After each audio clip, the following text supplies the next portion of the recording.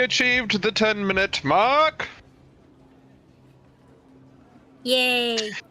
All right, good, because I've got some hair up my ass. I need help people plucking. Oh, I don't think I can help with that. I can. Excellent. I've got a wax, spittoon, and quite frankly, Yeah, let's just use tweezers. it's even better. Tweezers is far too painless. Who wants to do the recap? I mean, I usually do the recap, so if someone else wants to do it instead of me. I mean, I can try doing it for a change. I usually don't. So we arrived on a new desert planet, which we figured out was not heavily corporatized like every other planet we've been on is. We didn't have to actually pay to land. We were welcomed with a lovely meal before we also grabbed our car that we totally got through legitimate means. Look, we paid for it, that's what matters. Agreed. And we drove over to, I can't remember what the place was called. I believe it was like Maggie's. It's like Maggie's Muddy something. Okay. Yeah, so we went there. Yeah, Muddy Water. To see what problems needed attending to. And we also ran into someone who was a part of the CIS, so Despair went to see if they could get information about who is holding Makimi captive. But it turns out that wasn't necessary because Acarus decided to message the account, and after some very confusing texts, we were told that they would be willing to drop off Makimi. Within 2 days' time. Yeah. So we're just kind of hanging out at the place for now. Bud had a lot of fun chit-chatting while eating. And we ran into someone who is dating someone of Acarus's kin, so we are going to visit that place. Which it's very weird that they're out here because they're apparently like really well known there. Yeah. Pretty good recap. I will say that Alethra is married. Oh, married, got it. Yeah. Married to the individual from Acarus' species. I think we ended with you following her on her, 12-legged, lizard mount. Yep. And Acarus getting a familiar feeling of a psionic energy from his home planet, because his planet is constantly covered in sandstorms, of kind of a psionic beacon saying, hey, if you're lost, you can find shelter here.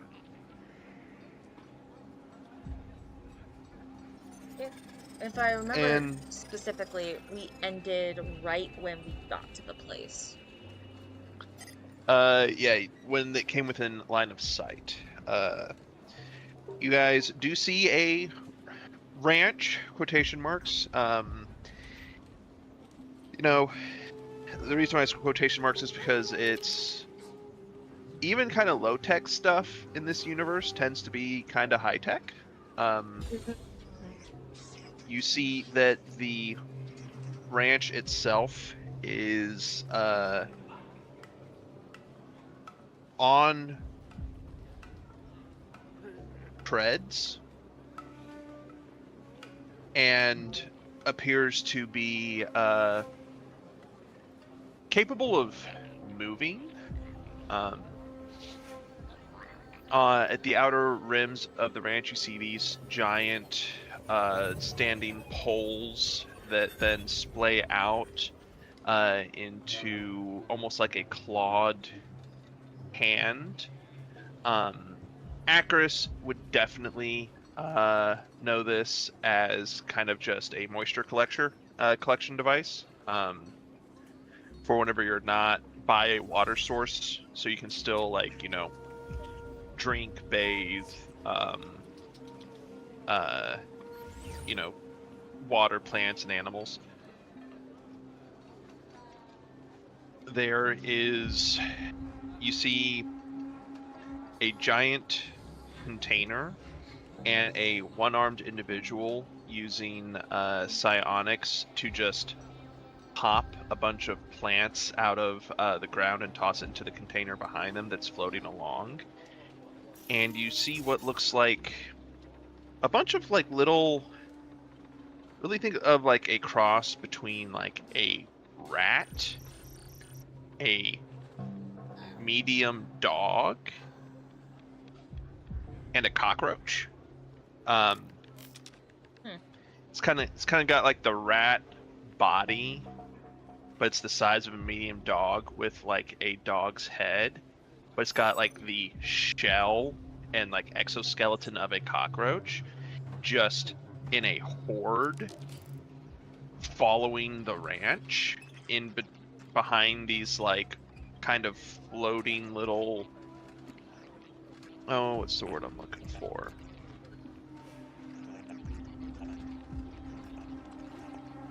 Having a stroke. I can see it in my head. It looks like it's essentially like a Tesla coil, but it's like maybe 2 feet tall, and it creates a net around the ranch, and you just see these creatures just kind of like existing, kind of basking out in the sun, or like it looks like they are very social creatures and are playing with each other.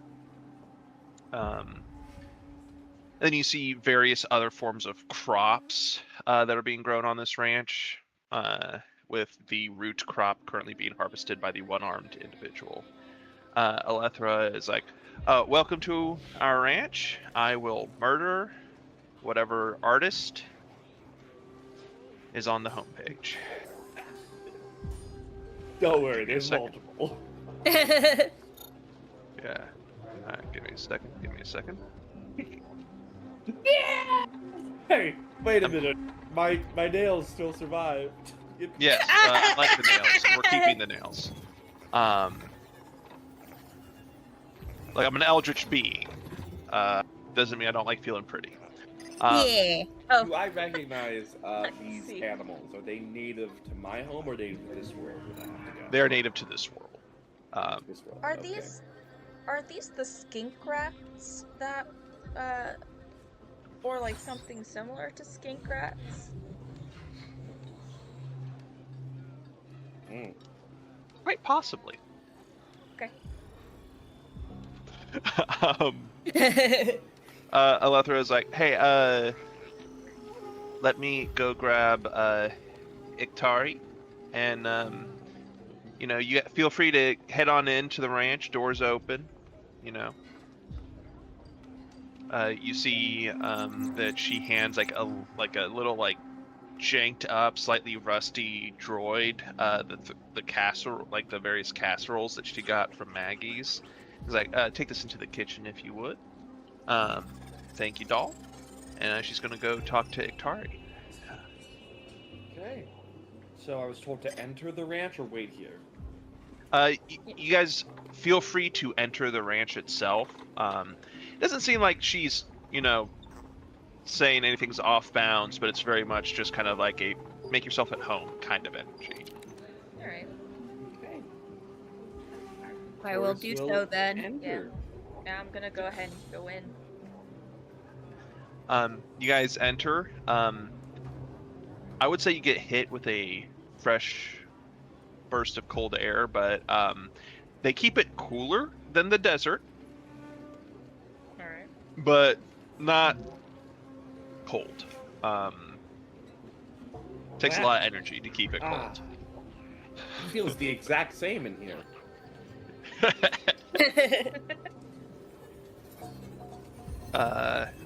Nice. You guys and warm. enter.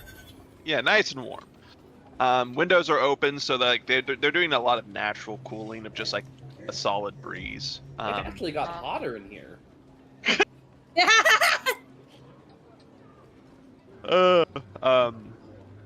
There is a TV going, playing some show. It's a psionic screen, by the way, so Acris you can actually watch.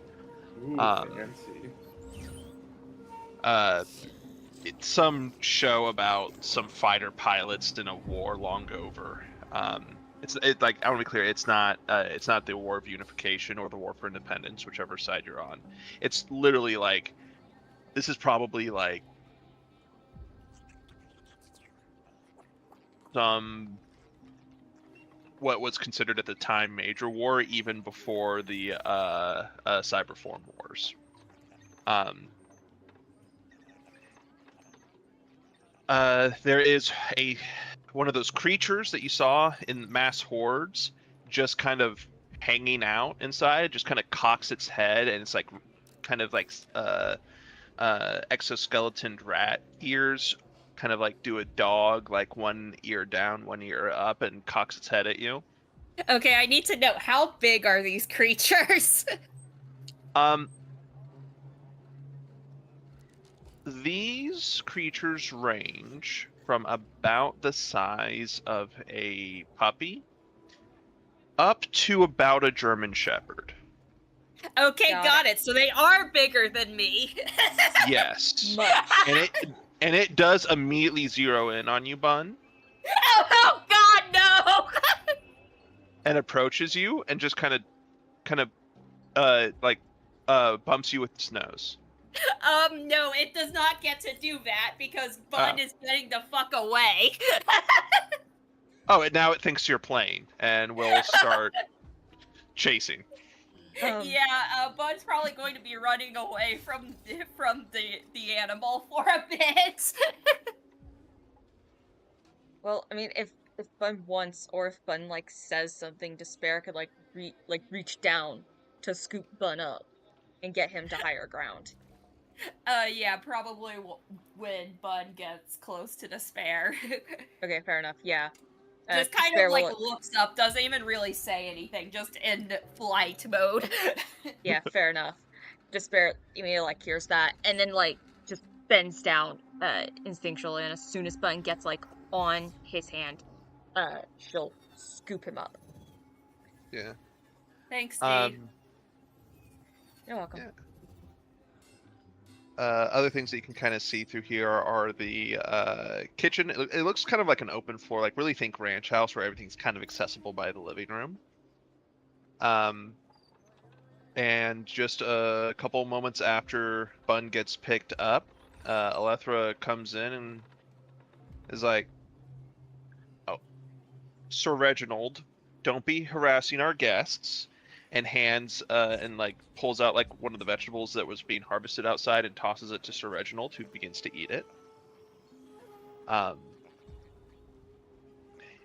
And a individual dressed very similarly to Acris enters. Their outfit is of lighter yellows and blues. Has a hat very similar to Alethra's, the big wide-brimmed sun hat, except that it's been stitched with the eye-covering cloth that's got the symbology of Acris's people. And he gives a greeting. All of you have translators, but Acris wouldn't need it, for it's in his native tongue, of just, welcome to my home. Eat hearty, sleep well. Despair will just like simply give a nod of, well, first give a nod and then kind of realizing that he won't see it. Just thank you. He turns to Acris and immediately just is like, it's wonderful to see one of us. They don't use the word see because that's not a thing that they have. But that's just the terminology that came to Isaiah's brain because I have eyes. He's like, feel free, sit, chat. We don't have much in the way of games or things to do. But yes. Are any of you hungry? Do you need anything to drink? Do you have darts? Yes. Oh, darts? Like the snack or the game? The game. Oh. No. What? Like, that's like the standard game of my kind. Oh, then yes. Sorry, I thought you meant like just like the No, normal bar darts. Remember in the lore, like we started out hunting with war darts, and even though we no longer need that, now it's a game. Yeah. Okay. He's like, that's why I have 4, like a custom set of vibro darts. Like, yeah, we even have the old school war ones. You know, toss it in the air, let it land. I pull out my custom set of vibro darts. Oh, those are nice. Those are nice. Yes, yours are nice as well. Yes. Yeah.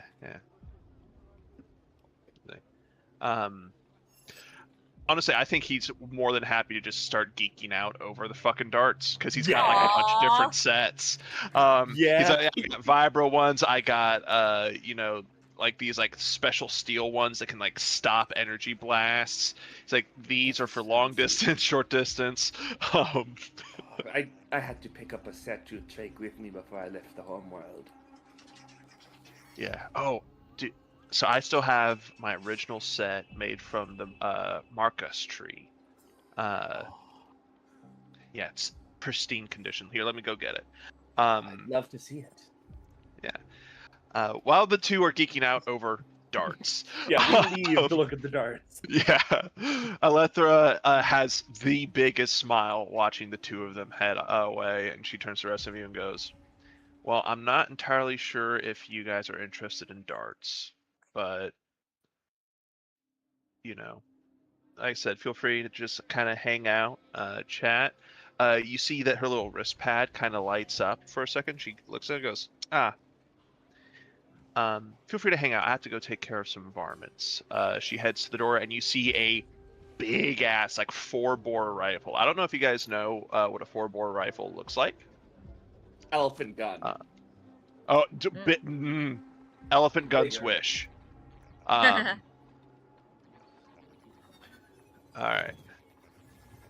You don't need the video, but this helps with the scale, just the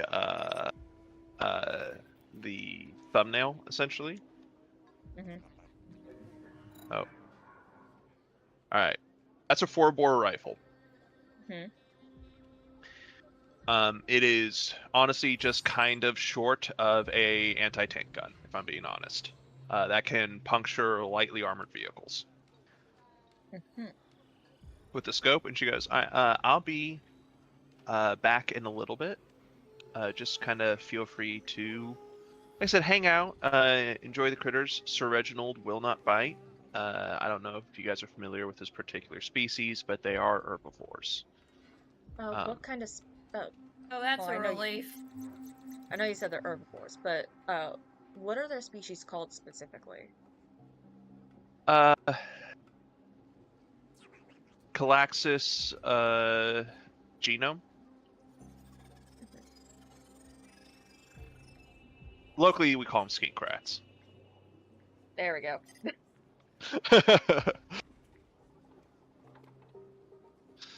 Good for their meat. Shells can be ground down into medicines, or you can turn it into kind of like a lacquered paste to help keep your material from rusting or taking sand damage. Useful little buggers. But I'll be right back. Yeah, Despair will like take a seat on the couch, put Bun on their head because that's like the highest that they could possibly get Bun at the moment, and then just like start petting the little dog rat, the little skink rat. Skink rat immediately curls up in your lap. It's big, like it. You know the big dogs that still have puppy energy. Yeah, no, this dog is like, I say this dog. The skink rat is probably 50, 60 pounds. All right. And it's kind of medium as far as skink rats go. Yeah, Bun is still very clearly intimidated. He does not do well with anything that still acts like an animal and is bigger than him, but he is watching Despair interact with it, and the fact that it's an herbivore makes things like 10 times better. Yeah. Part of the reason why Despair is like petting the skink rat is mostly to like keep it distracted, but also it's like they mainly want to come here just to like support Acarus, and it's like they just don't know what to do right now. Fair enough. Yeah. About 10 minutes kind of go by, and then you hear what sounds like a crack of thunder, and you get the sense it's probably that 4-bore rifle firing. And then you hear the sound of... Is that the sound of return fire? And then another crack of thunder. And some more return fire. Something that blows up. That crack of thunder again, and then a couple minutes later, Alethra returns with a couple of bullet holes in her outfit, and she's just kind of rolling her shoulder, like she just kind of like pulled it a little bit. She's like, "All right, varmints are taken care of. You guys didn't want like lemonade or anything?" I mean, I could use some water. Are you all right? Oh yeah, no. She kind of like pulls down her rancher's outfit, and you see underneath is some body armor. Okay. The bullets didn't make it past it. She's like, it's just part of the job. Okay. All right, so you want some water. I also got some sweet tea. Anybody? I'll take some sweet tea. Water. Okay, 2 waters and a sweet tea coming right up. Goes into the kitchen. You hear the glasses. Pouring of liquid, comes back out, hands it to you guys. Yeah. So my understanding is that y'all are soldiers. Yeah. We came here to this specific solar system looking for a friend of ours, and we have just been kind of alerted by... Well, Acarus was the one that made the smart call to actually call the ones, because it was an accidental kidnapping. So Acarus called happens them. More often than you'd think. Fair enough. But Acarus called them, and the rest of the crew said for us to wait here for about 2 days or so until they can deliver her back. And yeah, so we're gonna be like staying here for a couple days, gonna try and help out where we can. We asked Maggie as to what little tasks that there may be on this planet, and we got a few. One of them was like dealing with some skink rats. And then another was dealing with with how Maggie said, dealing with some dickheads. Yeah, back in And the farming town. yeah, it's a real issue. As she gestures to the bullet holes, she's like, just kind of an annoyance at this point. At least for us, I understand other places have it worse. Yeah, and then the last one was some plumbing, which Ben could actually take care of pretty decently well. Yeah, the Muddy Waters plumbing has needed some, work for a while. Oh, that's why Maggie told us that. That was Yeah. her request. And and to be clear, the bathrooms aren't even in the building. Just so you know, it's like they had to close. It's like an outhouse type situation, and they had to close it down. It's just not fit for life. Ah. Well, gas mask coming in use again, huh? Yeah. I don't know how long Acris is, wanting to just kind of chat about shit with Iktari. But Iktari is more than happy to talk about the home world, culture, the darts, music, whatever. Yeah, I'll be happy to do that for as long as I'm allowed to. Just go ahead and roll me a general charisma. General charisma. I see. Let me get started. This on cannot that. go wrong. I want to be very clear. Okay. So that is a soft 20.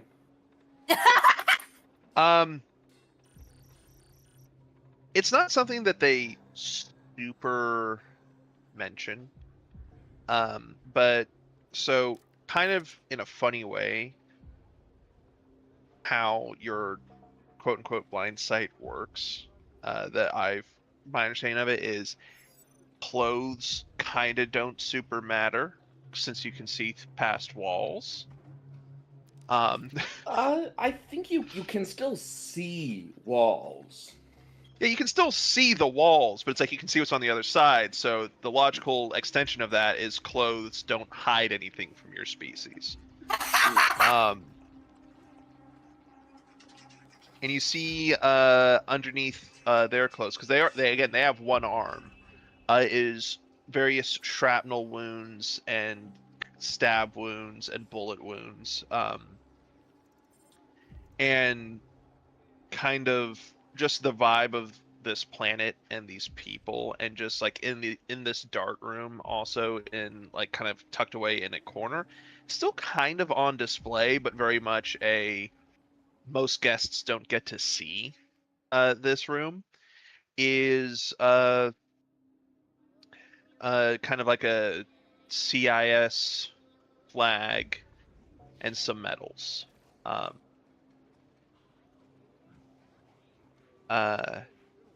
Again, they don't super mention it because I always forget this. That's the collection of planets, right? Not the. It's the rebels, the brown coats. Okay, that's what I thought. Yeah.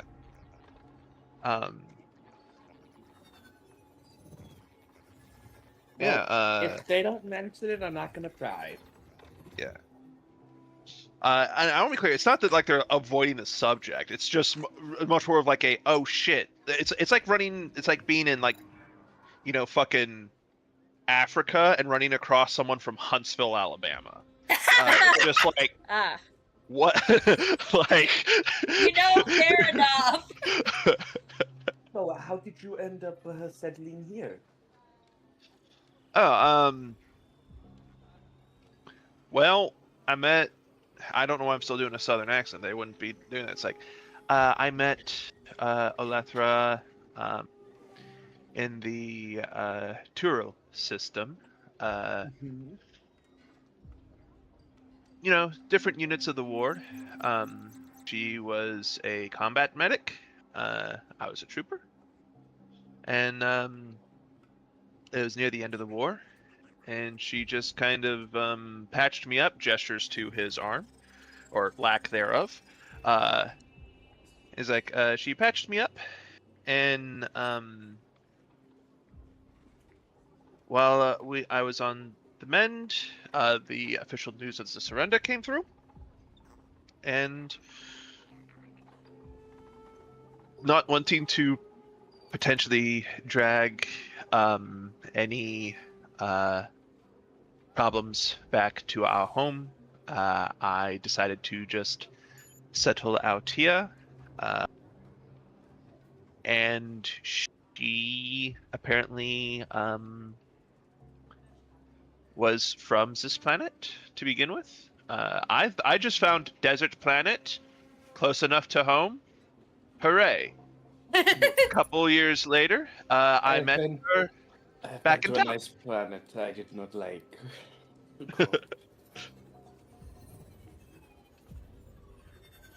Called what? Yes. What? You said you've been to a planet you didn't like, called, and then you trailed off. No, I've been to an ice planet I didn't like, too cold. It's like, oh yeah, no, that sounds horrible. Yes. It's like sand, but the opposite. Yes, sand, but it gets wet. Sucks. The worst. Worst. I'm not a fan of ice, snow, all that stuff. And we had to dig trenches in ice once and sleep in it. I was not happy. It sucks that you have to be afraid that the war would follow you home. It's not that bad. I have Elethra. She is Have they had a chance amazing. to see the home world? They have not either. That is one of the trips that we are planning in a few more years when the memory of the war is a bit more faded. Fair enough. But yes, I hear you are having trouble with vermin, though. Bandits, things of the like. Okay, I was about to ask, when you say varmin, do you mean like the dickheads Well, or the... Well, both the dickheads, and apparently there's an approaching swarm of something. Oh yeah, the skink rats, the wild ones. Those are nasty. But that's not coming in our direction. We can move our ranch as needed, and we moved it out of its path a while ago. Noted. Is there a sort of home base of these brigands?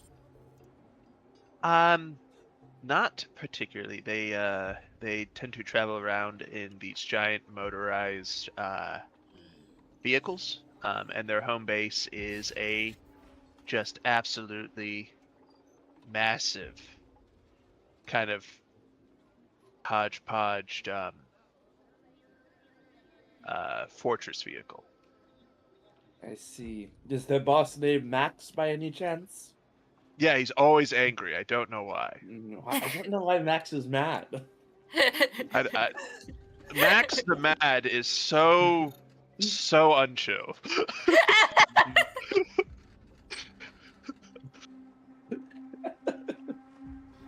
So glad you got the reference.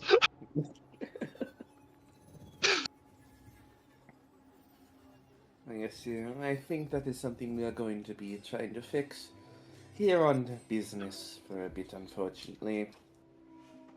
And the business at the moment is waiting. Yes. Well, this is the perfect planet to wait on.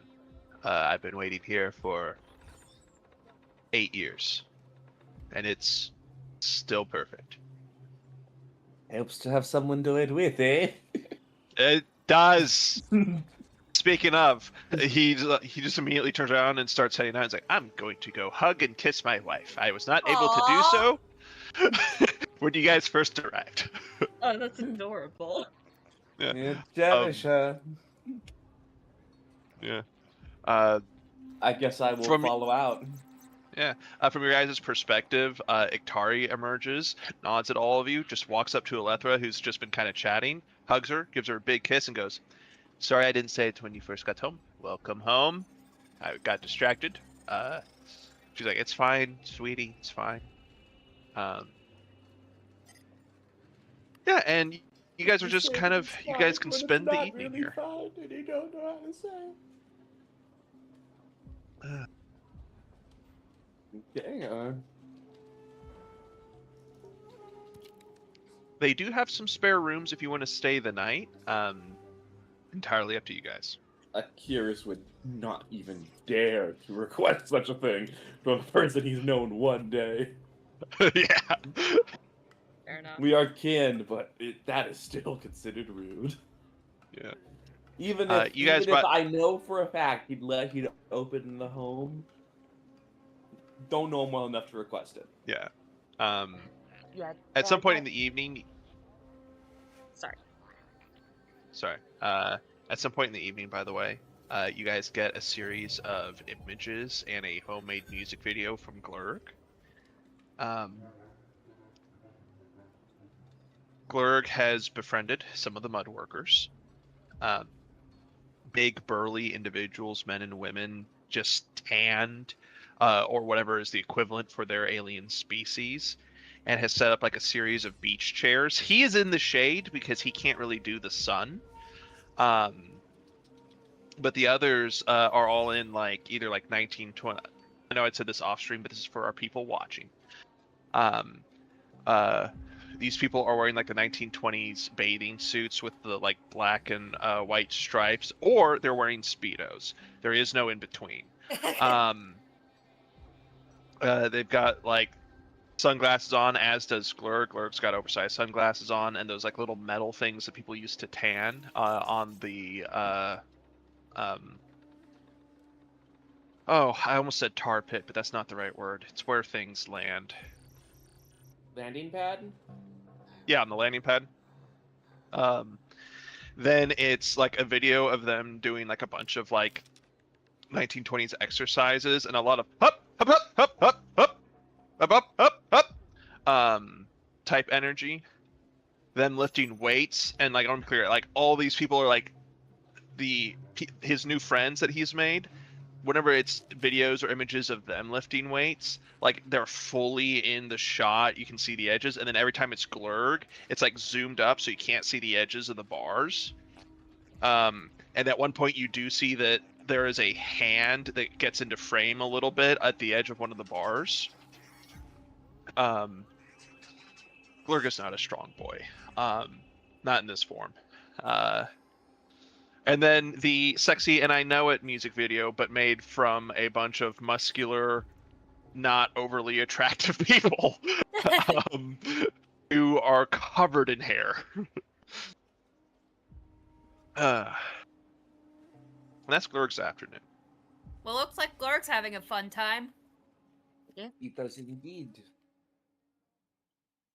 We should share with Glurg what we've been up to, not showing pictures uninvited, of course. Ictari and Alethra are like, it's fine.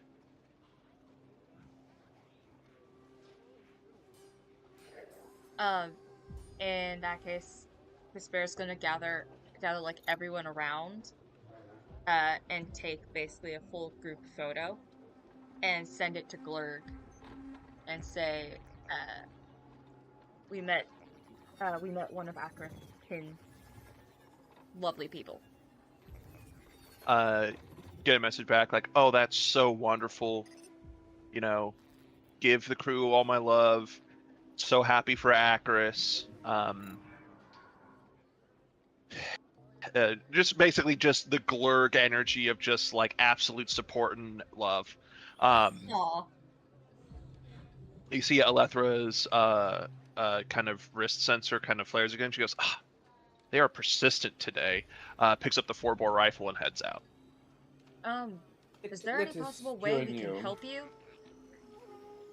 She's like, I mean, I wouldn't mind the company. I'm not overly concerned. They don't tend to be able to get very well within range, if you catch my drift. I'll come with you and just provide some additional cover. What's the rule for dealing with these guys? No killing? Um, it's here or there. Kind of depends on your, life philosophy. Um, if I hit with this, death is kind of inevitable. So,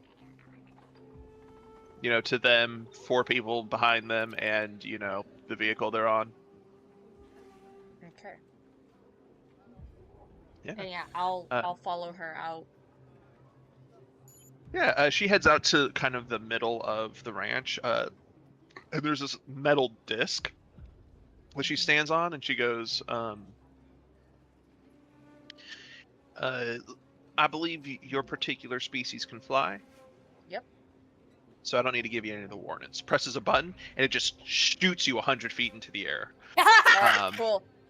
As soon as I reach, like, the peak, just immediately start flapping all 6 of my wings, and ready my rifle. Yeah. You ready your rifle and just do a quick scan. You see some sand being picked up in the distance, and you see that the metal disc has kind of like the edges have lifted up to create kind of cover and a firing position. And Alethra has set up and a kind of like a digital scope. Like there's no physical scope on the rifle, but you see like a digital optic just kind of start like zooming directly in front of her. And she's like, all right, we're going to confirm that there are in fact some of the varmints. Before we just start shooting at random people riding through the desert. I'll watch for you to act. You're looking at these. It's like 5. I'm gonna use the term bikers, but like it's like one is like a hover, like craft. One is like a kind of like a pleasure yacht, but just going across the sand. But it's been like a bunch of spikes and skulls and gun positions. One is kind of like a 4-wheeler sidecar situation. Again, it's max the mad energy. Yeah. And she goes, oh yep, varmints. She's gonna take a shot. We're not gonna roll initiative. Yeah. This is just pure flavor. You watch as she fires at the kind of pleasure yacht. Like again, it's not as big as a yacht. I want to be very clear. It's just like that kind of like pleasure boat energy, like speedboat. Yeah. As it vaporizes the driver, the gun position behind him hits one of the fuel tanks and detonates it, and then you see it go past that into the 4-wheeler with the sidecar, kill the driver of the 4-wheeler, and detonate the vehicle itself. And she's like, reloading. All right. Like I said, I'll provide additional cover. So, whichever ones are like closer to arriving, I'll fire at the one closest that I can potentially hit. Yeah. You fire your first shot because I think you get 2 attacks per turn. Yeah. No, because interesting. Well, it's because I took 2 levels of operative. So I'm only 3 levels of scout right now. So I only get the first shot. Yeah. That first shot, you guys are going to learn a mechanic of some of your future enemies. All right. When they are hit by an attack, they can choose to instead take it on their vehicle. Okay. Doesn't help with Alethra's gun. Does help with yours.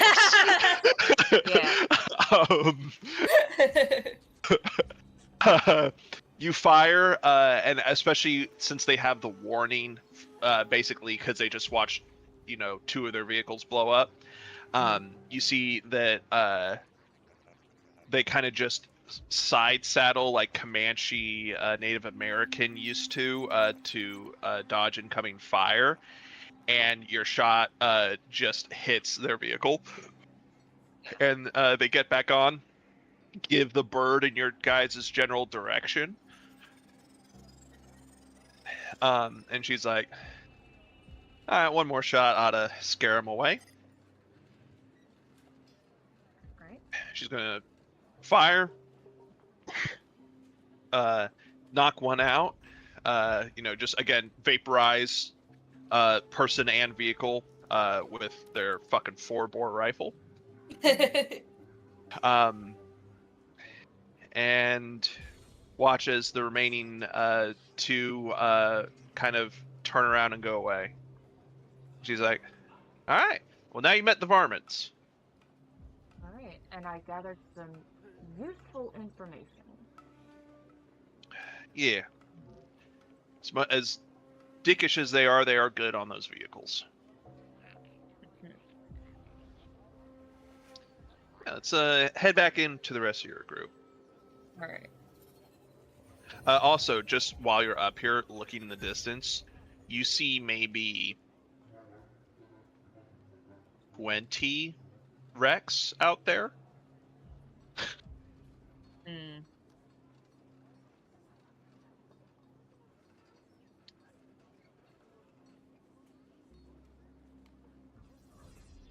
Sorry, I'm typing in the ability they have. Yeah.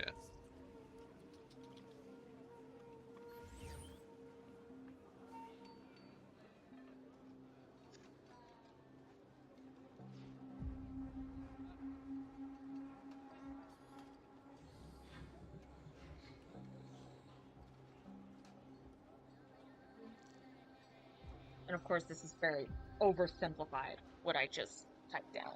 Yeah. Max the Mad. Also, no one else in this chat is going to appreciate this, but would you like to know what they call themselves? Yes.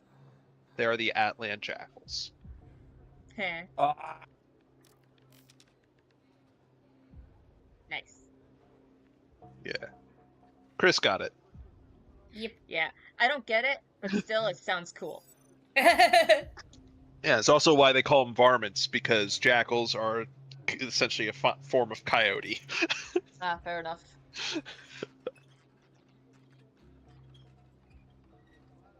But yeah, you guys can return. Like I said, they're willing to let you stay the night. It sounds like Acaris will not allow that to happen for propriety's sake. Yeah, and if they don't offer, I do not ask. I want to be clear. They do offer. It's very much a, hey, if you guys want to stay the night, we have some spare bedrooms. Okay. Then Akiris would accept, but like they would never ask. Yeah, and because this was more of a going for Acaris, Despair isn't gonna put any 2 cents in the matter. Okay. So yeah, it's very Yeah, much they've follow got- Acaris's call. If Acaris accepts, they've got 2 spare bedrooms. Akiris would accept Alright. for Akiris. Yeah.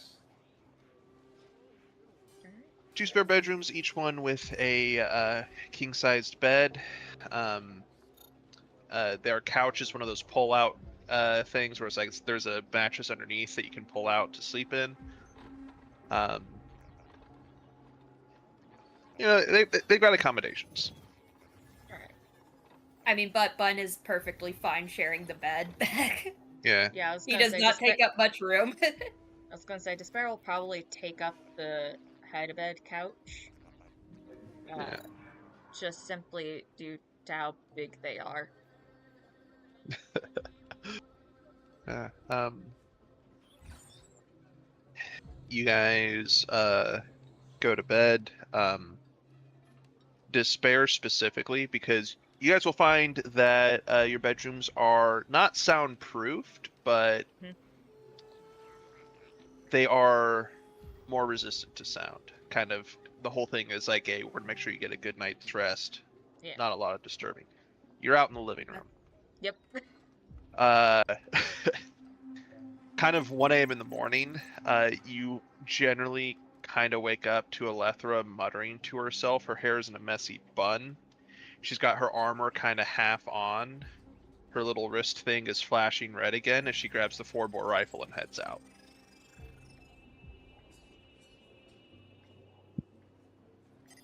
A couple minutes later, crack of thunder. Return fire, crack of thunder. Some return fire, crack of thunder, and then you don't hear Alethra come back in. I'm going out. Like, as soon, like, considering the pattern from last time and then what I saw, the fact that I do not see Alethra and I hear an extra crack of thunder, I'm immediately alert, and I go outside and I'm gonna see what the heck is going on. You go outside, the platform has descended, and you see Alethra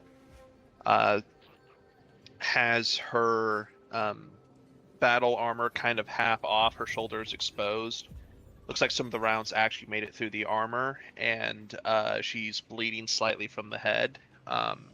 Right. And the platform itself looks damaged. It looks like perhaps some type of small explosive went off.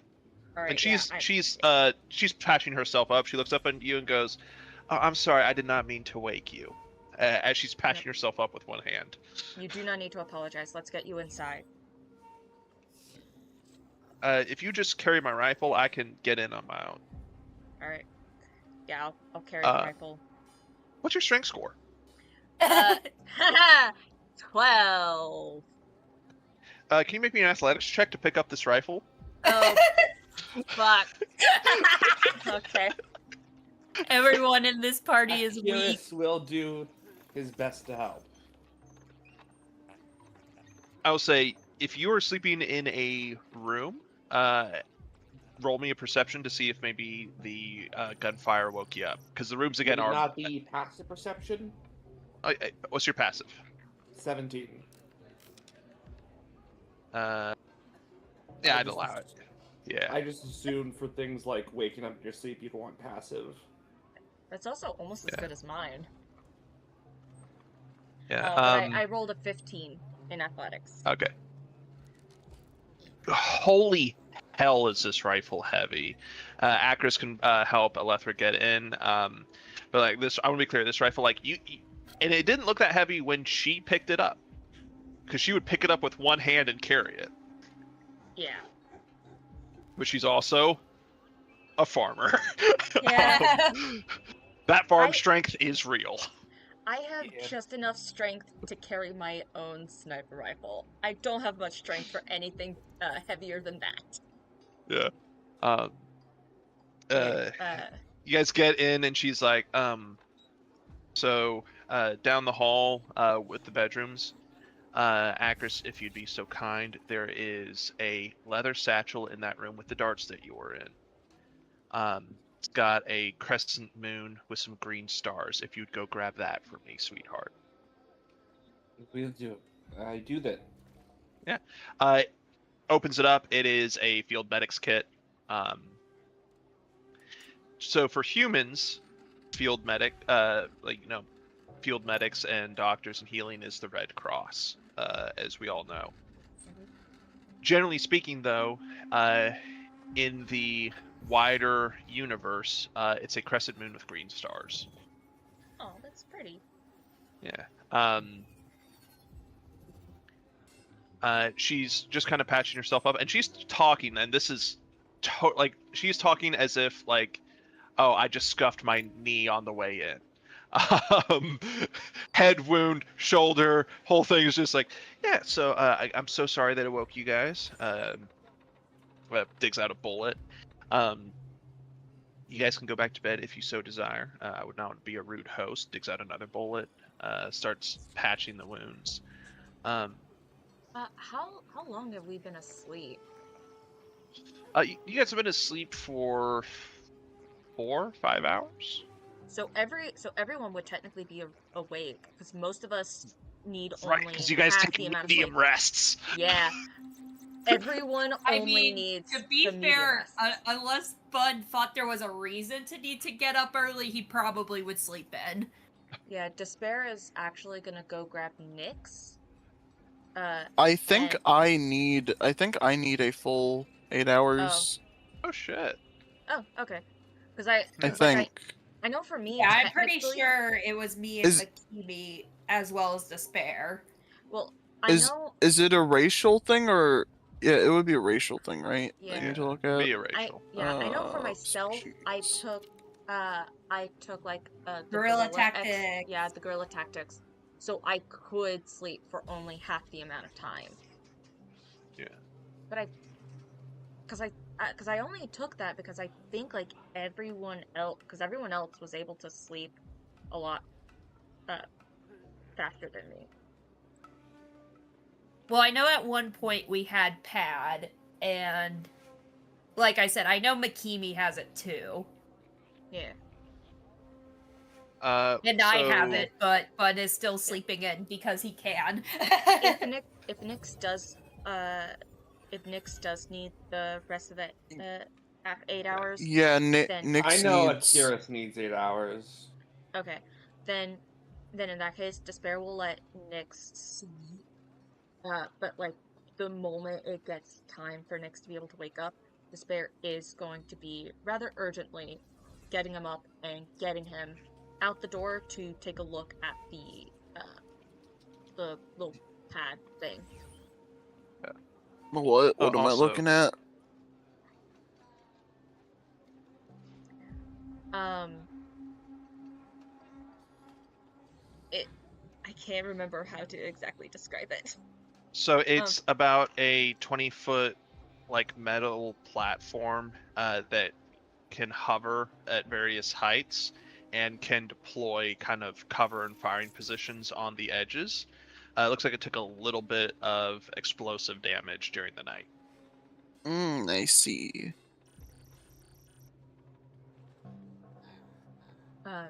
if you can. Sorry, Yeah. you just woke Nyx up. You Yeah. can't expect him to be No, I fully know. cognitive. I know. Um, uh, if you could you possibly look over this and see if anything is like fully broken and what could potentially be fixed, or if it's just simply a cosmetic damage? But I don't think that's the case. DM, can I do that? Yeah. Roll me a mechanics kit check. Mechanics kit check. Yeah. I do have one of those. I forgot. Yeah. I have so many fucking kits. And I think your expertise in all of them, right? Yep. Yeah, no, because I get expertise in oh, what the fuck was it that gave it to me?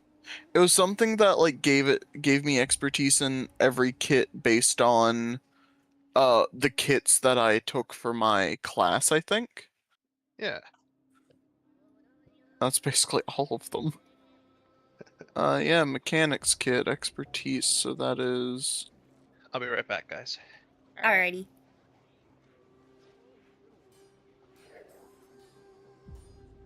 do I roll for mechanics kit again? Um, It's just like my base intelligence modifier plus my proficiency, right? Yeah, your I believe. expertise Yeah. bonus. Okay. Yeah, I believe so.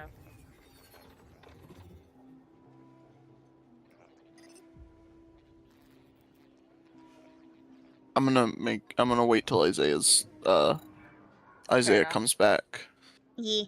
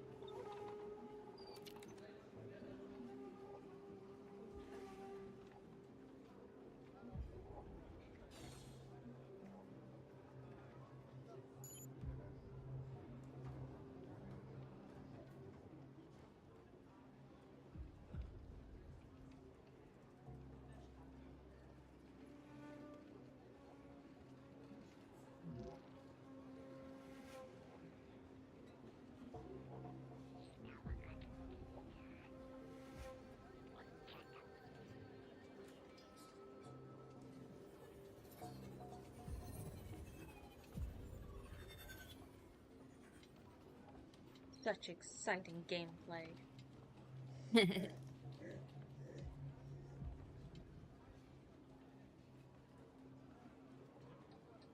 So I'm starting to think that maybe we might not be able to help out with the dickhead problem.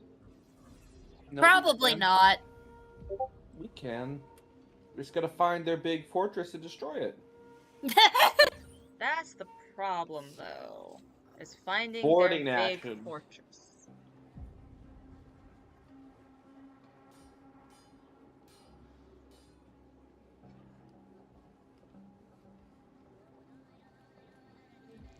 I'm back, and I'm fruitier than ever. Hi. It's so for mechanics kit, it's just my base intelligence modifier, right? Generally Or would speaking, yeah. Or would you allow me to use my technology?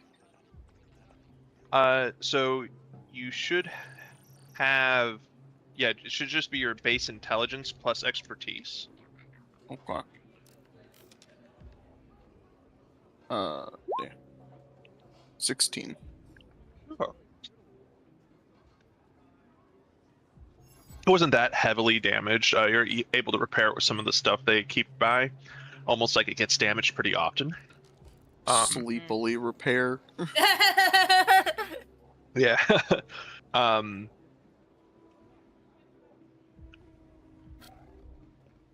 They do appreciate the help because as of kind of right now, they've got 2 arms between the 2 of them. But yeah, day starts and they're like, "You're welcome to stay and hang out, but we got some choring to do." We'll probably head out and deal with a couple of the different issues. And are you good to go on the plumbing duty? You asking me? Yeah. Yeah. And after that gets fixed, if it's a short thing, then we can go and deal with the skink problem. And perhaps, Akris, do you want to come back here to rest up again? That sounds like a good idea. Right. We should be back here by, like, late afternoon or something. All right, we'll keep the light on for you. Alright. It's nice meeting y'all. See you again. It's lovely meeting all of you as well. Be safe out there. We will. We will. And yeah. Hop on in our vehicle and drive back into town. Yeah, you guys head back into town. Kind of a quiet. It takes a couple hours, but it is kind of a. I say a couple hours, hour and a half. Get back I in. presume Nix is driving, right? I assume I mean, so. yeah. On the way there, do I need to, like, freshen up me and, Dee's disguise kit? Even if Bun tries, Despair's just gonna hold up his hands, just like, don't bother. I don't think we're gonna get ratted out by any of these people here. Maybe the Yeah, Max crew. Bun is still not taking any chances on himself, so I'm at least Alright. rolling for Bun. Yeah. All right. And besides, like, Despair's cover has, like, technically already been blown. So. Yeah, like, doesn't really if matter. Dee says no, then Bun will respect that, but he is way too paranoid to not do it for himself. Fair enough. Despair will tell Nix that when they get into town, Despair will buy him, like, whatever he wants from Maggie's. For food. From what? Because, Oh. from Maggie's for food. Okay, and I got a 13 on the disguise kit. All right, I'll keep that in mind.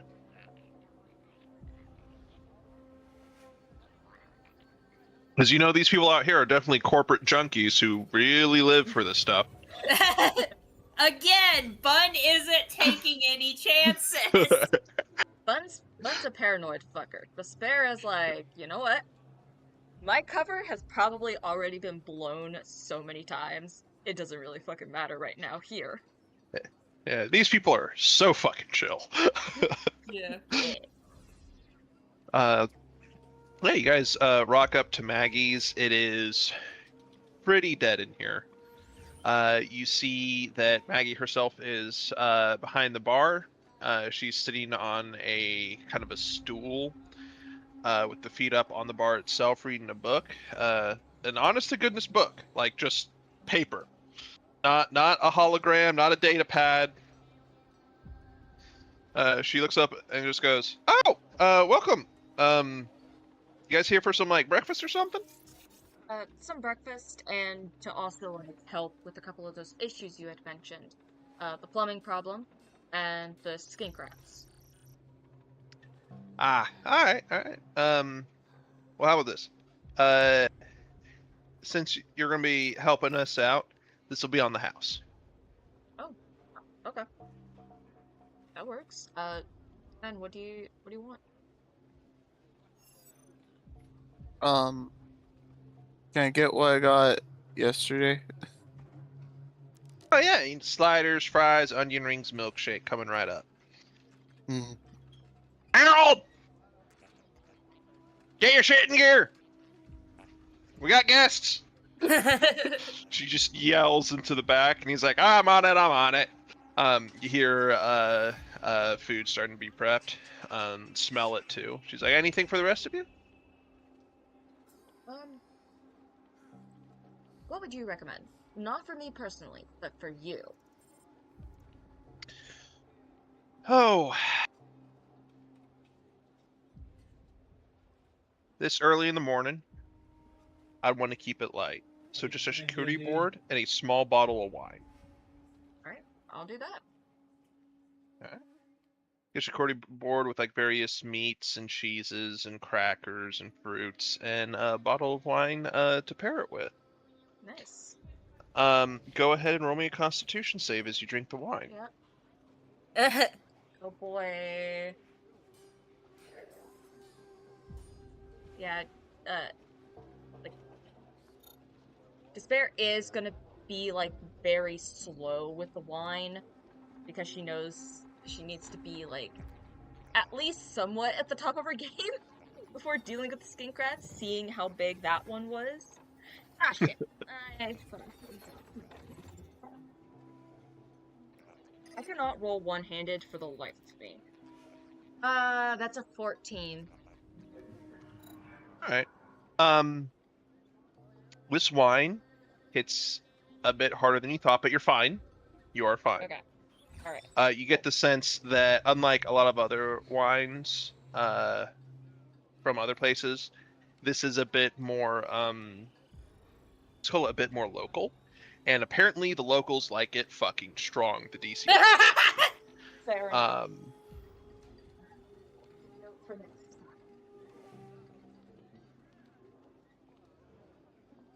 time. Yeah. But yeah. Slower.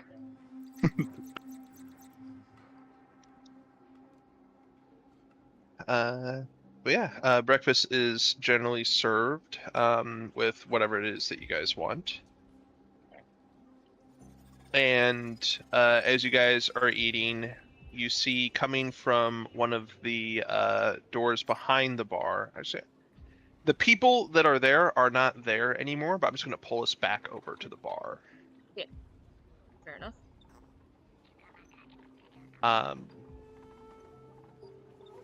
Someone comes out of this back door. You know, I'm also going to delete this guy just in case that was the issue that was giving you the claims problems. And it is not in this full regalia, but just the helmet and kind of the shoulder pads and arm guards comes out the back, kind of sees all of you guys, gives you a nod as they continue to head out.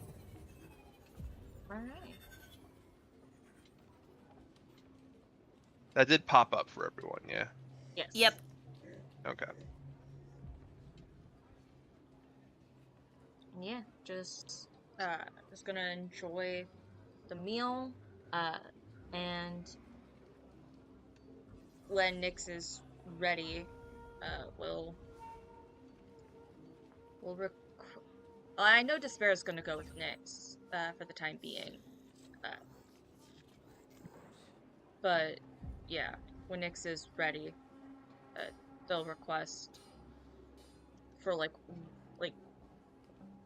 where the bathrooms are, specific, or like where the plumbing work needs to be done. She would gesture out back here. All right. Okay, I see. And let's. I'm just gonna drag. Like, I know it's just kind of a little thing. It's not much, but I'm Yeah. just gonna drag them over there because I made the bathrooms. So help me God. Fair enough. And specifically before the door even gets open, just like putting on the gas masks. From what we were told about them. Yeah, like you open it and just that wave of like heat washes over you. Thank God for that gas mask, because you realize it's. You ever been to like one of those bathrooms that's like at the beach or somewhere similar where it's just constantly cooking and it's like there's not actually any airflow, there's just kind of like some vents on top, kind of. Yeah, it's that kind of heat and feel. And it's so bad. There's almost a cartoonishly green fog that comes out. As you step inside, it looks like a species that probably shouldn't have used these particular types of bathrooms. Decided to use it anyway, and like this toilet right here, very specifically, is not visible. It's just shit. I'm gonna position myself inside just to kind of see everything. This one is fully just like wrecked, clogged and just kind of destroyed. Like this whole thing is a project. This is going to be like a whole day. Okay, so no skin grats today. Got it. Can we like get a hose? If you go back in and ask Maggie, she goes, we don't have enough of a water source to be able to use a hose. Otherwise, we would have 100% done that. We do have a shovel. Do you have anything that I can cover myself with? Like a poncho? Or a hazmat suit? Yeah, you know what? Give me just 1 second. She headed into the back. And yeah, she would emerge with it's not quite a hazmat suit, but it's like an attachment that you can attach to your gas mask that will like cover your head and shoulders. And because you're so small, it will like kind of go down to your like waist. Looks like it's kind of designed for a bit more protection in a chemical warfare situation. And then she gets kind of like a barber's bib and ties it like just below your sternum. So it fully wraps around you, and you look kind of like you're wearing a plastic clean dress. Alright, that's better. Thank you. No problem. Feel free to and I will be throw taking those the away shovel. when you're done. Okay. Hands I you the will shovel. also be taking that shovel. Thank you. This is very clearly a trench shovel. I'll fucking need it. Yeah. And honestly, if you just want to spend the day in here, like this will take you until like 7 or 8 p.m. There is actually a question. Am I supposed to just like dig a hole to put the waste in and then bury it, or? Kinda up to you, but that seems to be the general vibe. Yeah, I'll do that. That'll put even more time on it, but I'd rather do the job well and not half-ass it. Yeah. Does anything interesting happen in Maggie's while they're doing that?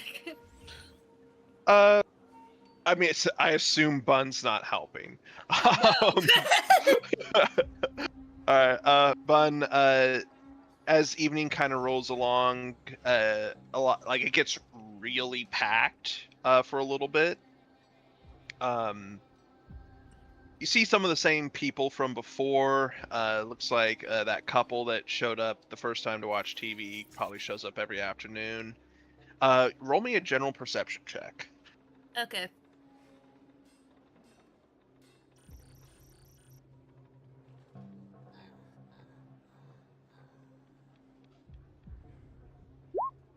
Okay, 14. 14. One, you don't see that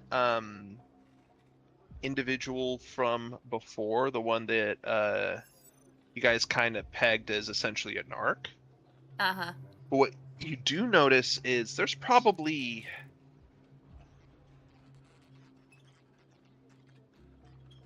at any, like, throughout the evening while you're just kind of in here, you notice maybe 9 or 10 former CIS troopers or people with CIS gear come in and out of the bar, and many of them go behind the bar. Huh.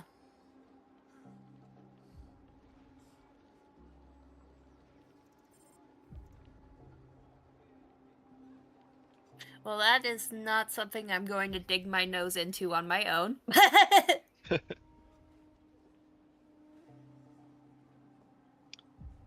The bar cat, by the way, has just started, like, and I want to be clear, it's an earth cat. It's not an alien species. It's just a cat. Oh.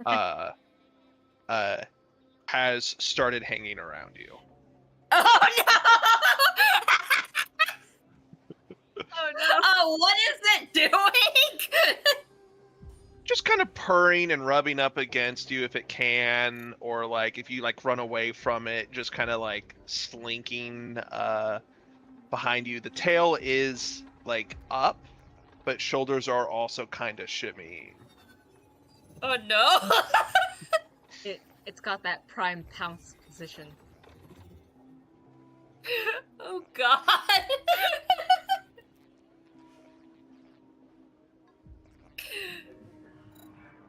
Yeah, so Fun is definitely probably running. As soon as Maggie sees you running away from Major Tom, she'll just come by and scoop up Major Tom and be like, "Sorry about that. He's just playing." Damn, first the skink rat, now the cat. Alright.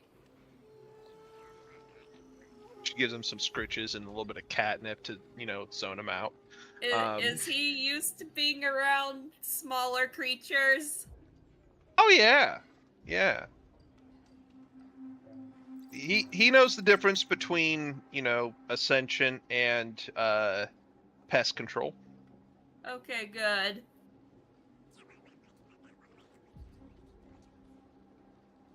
She just drapes Major Tom around her neck and goes back to serving customers. Yeah, rather quiet. A fight does break out. No one makes any move to stop it. And at the end of the fight, all the people who were in the fight, kind of near the end, just go, "Sorry, Maggie," and they start repairing the chairs and tables they broke. Okay, that Bud is probably in like a corner very scared, but that is fucking adorable.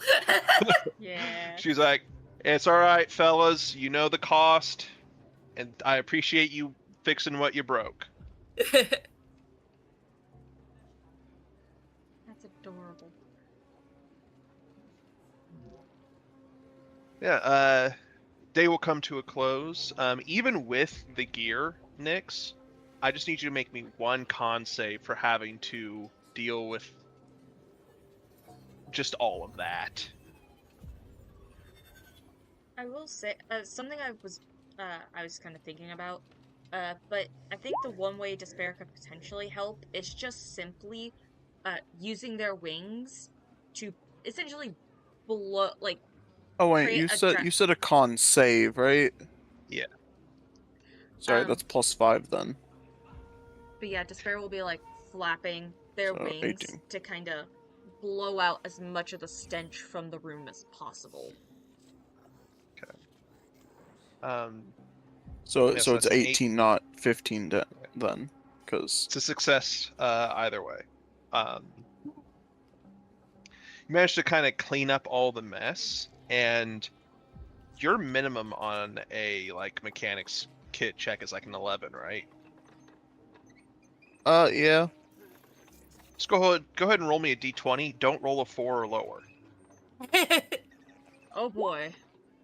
Hey, You can I use had- my reroll for? You had to say something. Yes, you can. You can You use had your to say- reroll. You had to say something, Isaiah. Cinema. Well, he got a 6 the second time. Yeah. You managed to fix it. The big issue, the reason why you didn't just auto pass with a DC of 10, it was a DC 14, is just apparently after the big clog, like you're just looking at this and it's just like all these, toilets feed into one pipe. Not great design, but effective design at the very least. And you had to actually go out and like dig to find the pipe itself, just because nothing that you had in your mechanics kit designed to be able to repair ships in the middle of space their plumbing. Nothing you had was powerful enough to undo the clog. Oh no. And you just had to physically remove a panel of the piping and take that shovel and dig it out.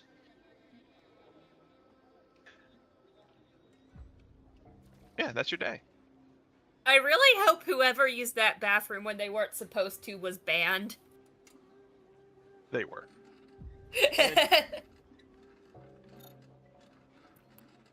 It's a full skeleton in the poop, by the way. Oh. Oh dear. Huh. I was tempted to ask, like, how big was the pipe, because I could have probably, like, used one of my many explosive tech powers to clear it. The big pipe itself isn't the issue. It's the fact that it's the 8 toilets with the much, much smaller pipes that feed into it before it's a big pipe. And if you want to toss a hand grenade in the toilet, I will not stop you. No, I'm not gonna. I don't wanna destroy their plumbing. It is like- tempting, but I'm not gonna. Yeah. End of day. You guys can finish that up. Bun witnessed what they witnessed. And do you actually head back to the Hollerfield Ranch, or do you just crash at the worst? I need a bath.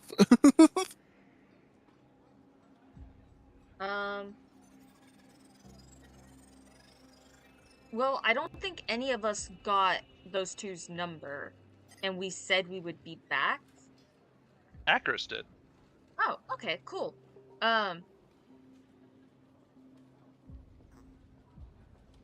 Sparrow just kind of go to hey, Acris. Plumbing was taking a lot longer than we thought. We might need to stay at the worst for tonight and pick up in the morning here. Fair enough. I noticed it was taking a while. I thought about giving in some guidance, but I did not want to deal with the poop. Yeah. So if you could text those two and tell them that, kind of update them on the situation and tell them that we are not actually coming back to the ranch, then, because You know, Yeah. now at least I Not can there. say. Sorry, continue. no, I said everything that I needed to. Alright, well, now at least I can say I've been through a lot of shit. But Certainly have seen some Anyway. shit. yeah, I will These say are really shitty puns. at some point, this isn't like something Bun thinks they're gonna do anything about, but he would still relay about the thing he saw with the CIS agent, the CIS people. Alright. But Bun is not going to mention the cat thing. Bun does not like Major Tom, and I don't understand why not. And kind of Bun makes may me wish. not have been around a lot of cats, but he knows a predator when he sees one. But he's got a cute little sergeant's hat. Kind of makes me wish that there's a little mouse called like General Jerry or something. Oh, that's Corporal Jerry. Ah, fair enough. I'm not kidding. There is a tiny skink rat that Major Tom has been trying to hunt. Ah, Is Aw. this a Tom and Jerry joke? yes. Yes, it is. Are you proud of yourself? I am. Good. You better be. We already got the Mad Max reference. We got the Warhammer 40K reference, and now you guys get the Looney Tunes reference. Woohoo! But yeah, we'll go back to the worst to sleep, Oh. and for Nyx to get a bath.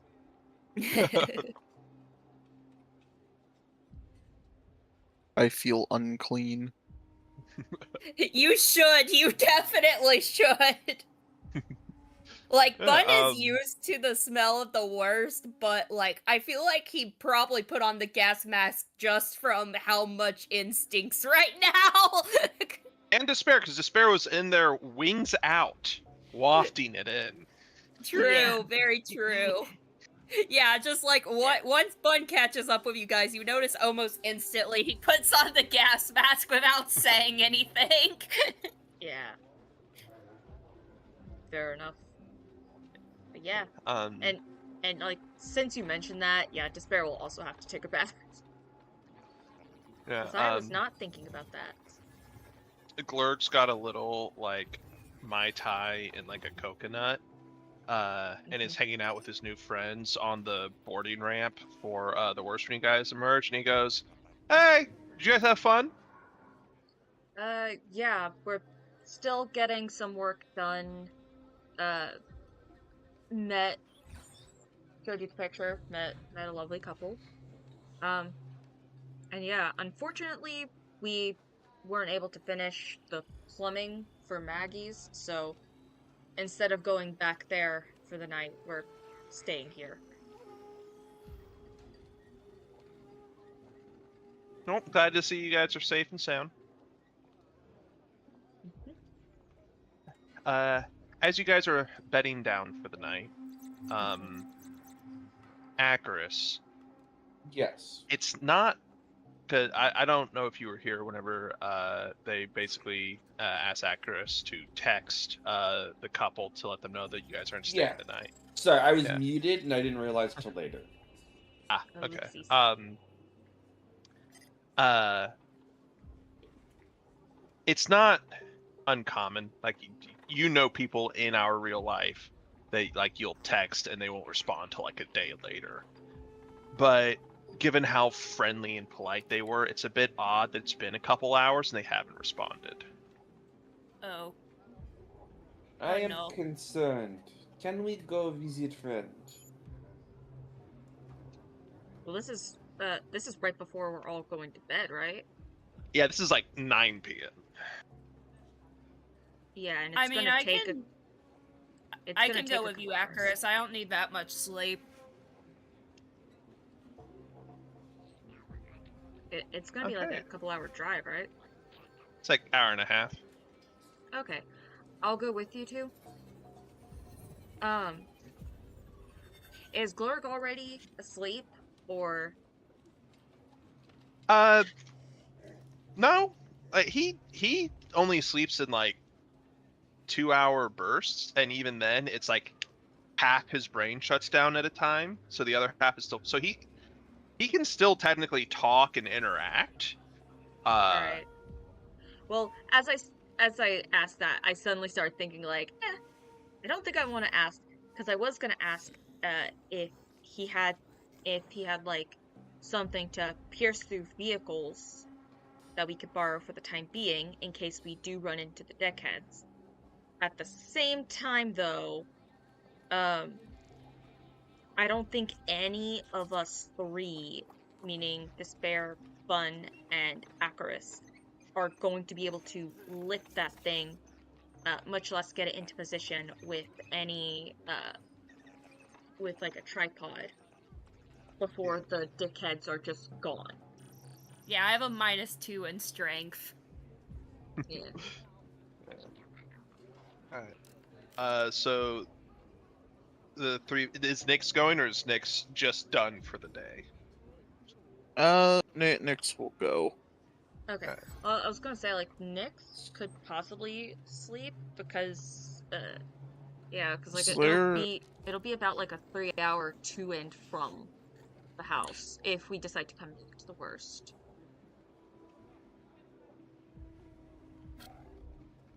I'm not trying to make you decide against it. no, I'm still going. All right.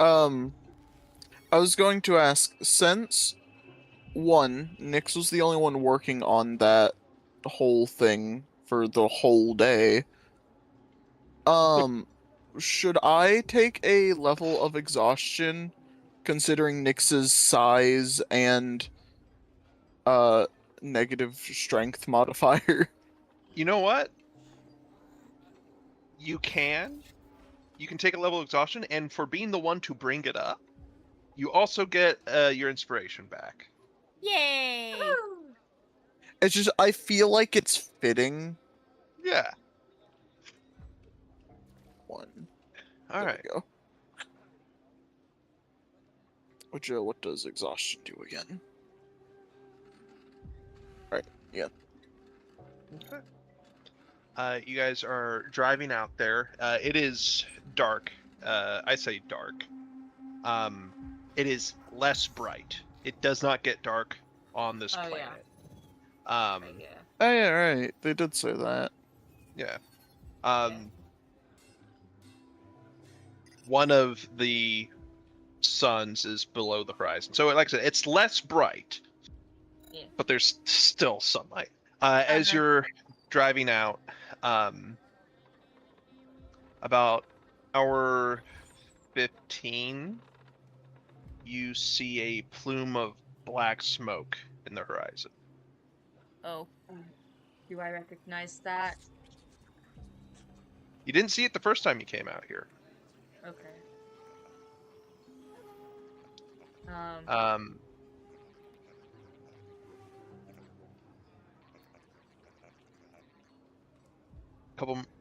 About 10 minutes later, you Am can I see told about this? Because if Yeah. I am, there's. Oh yeah, you can't Acarus see. would Yeah. do.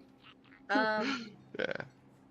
Yeah, well, not only will Despair tell you about it, but Despair will have Nyx come to, like, slow down just enough so Despair can essentially... Well, actually, no, I could probably just, roll down the windows of the vehicle, right? And then just kind of, Yeah. like, climb out. Yeah, so I'm gonna, like, do that, and then fly up and peer through my scope to see if I recognize anyone from that, like, black... If I can see anything in that black plume. So you're Just to get doing an that. idea. Acris, you were going to do something when you were notified, which you've just been. Acarus gets very angry and is going to start off by casting Force Body. Okay. Oh no. Oh. So. What's this? Oh, God. It logged me out of my character the moment I changed something. No. I gotta get back to my character sheet. Okay. Yeah. So, Force Body is up. And then I'm going to cast a 3rd level Armor of Aboleth. Okay. as you would see shimmering wisps of eyes sort of surround Akirus, because Akirus is angry now. Oh no. Oh no. Mhm. I'm spending 2 hit points, so it's once again on a 2 or less. Nope. Okay.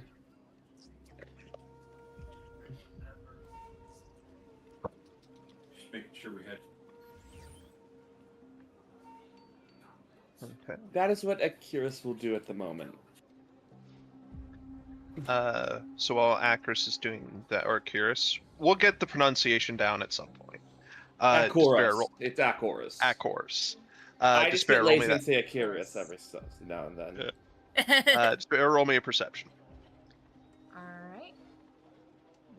Go over to my perception.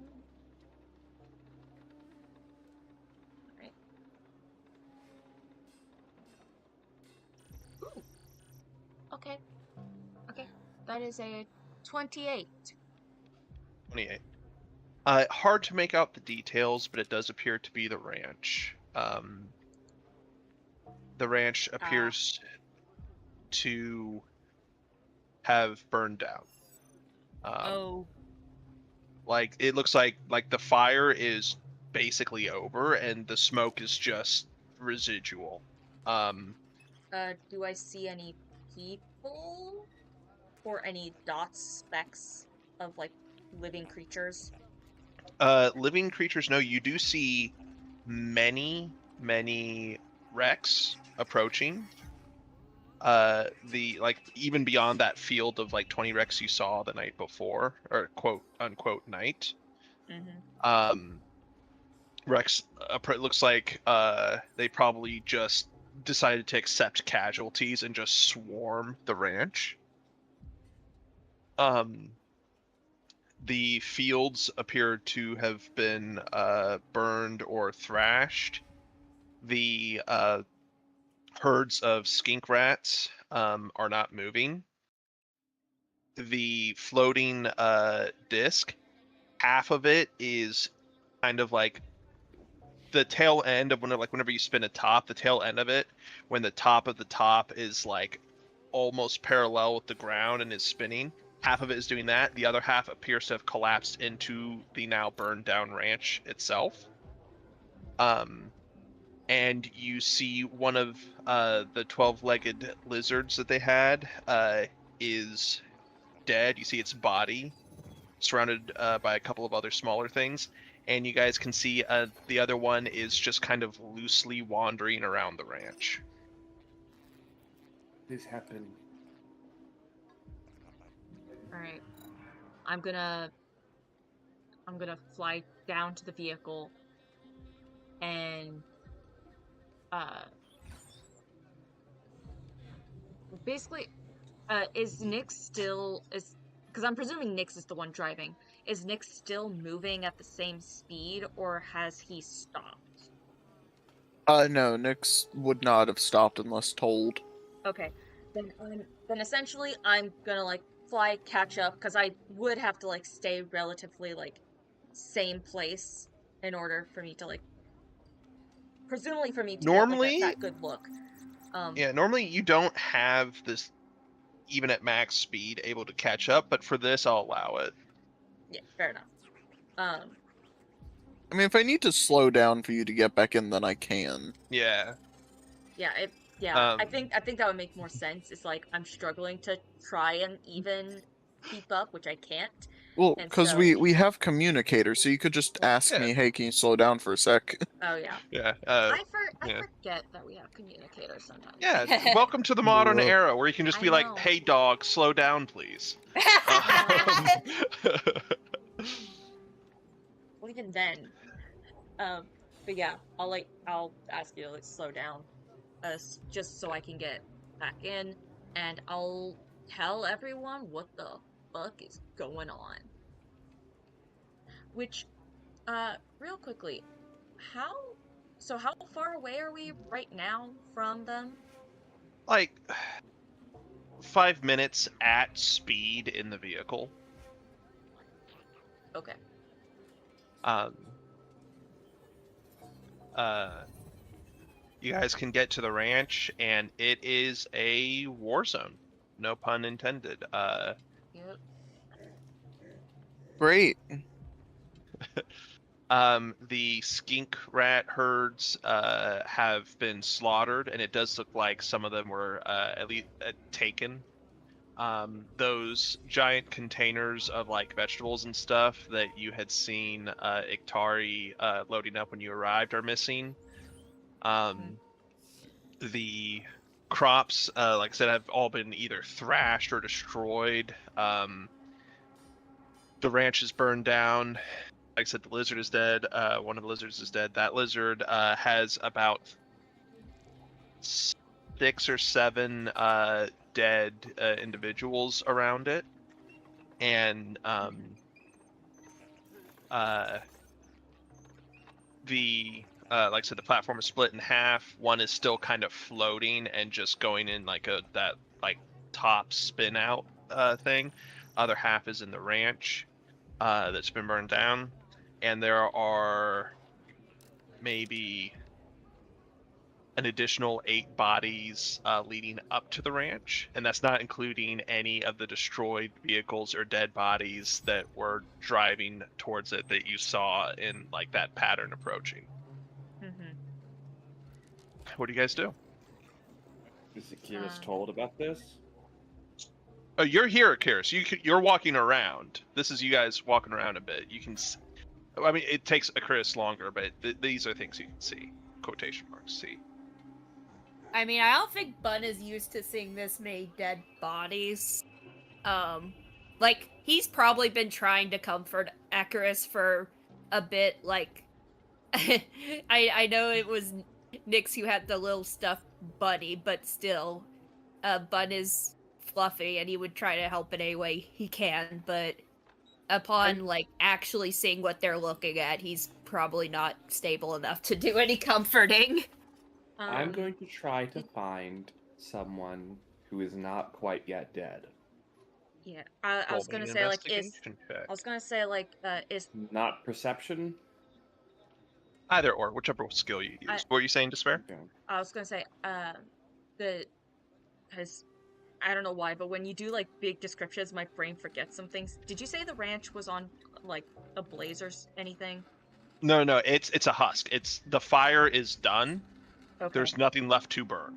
Yeah, I'm gonna look. I'm gonna help a chorus. I'm also going to look and see and find anyone who is alive. But my priority is looking for the couple. 18. Okay, 18. I have advantage because of my race. Yeah, and you're looking for someone who's still alive?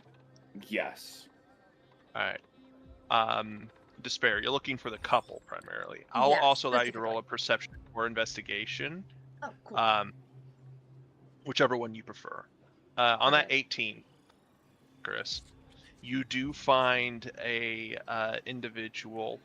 It looks kind of like almost like a bug. It's like big bug eyes with like mandibles where the mouth should be, like 4 arms.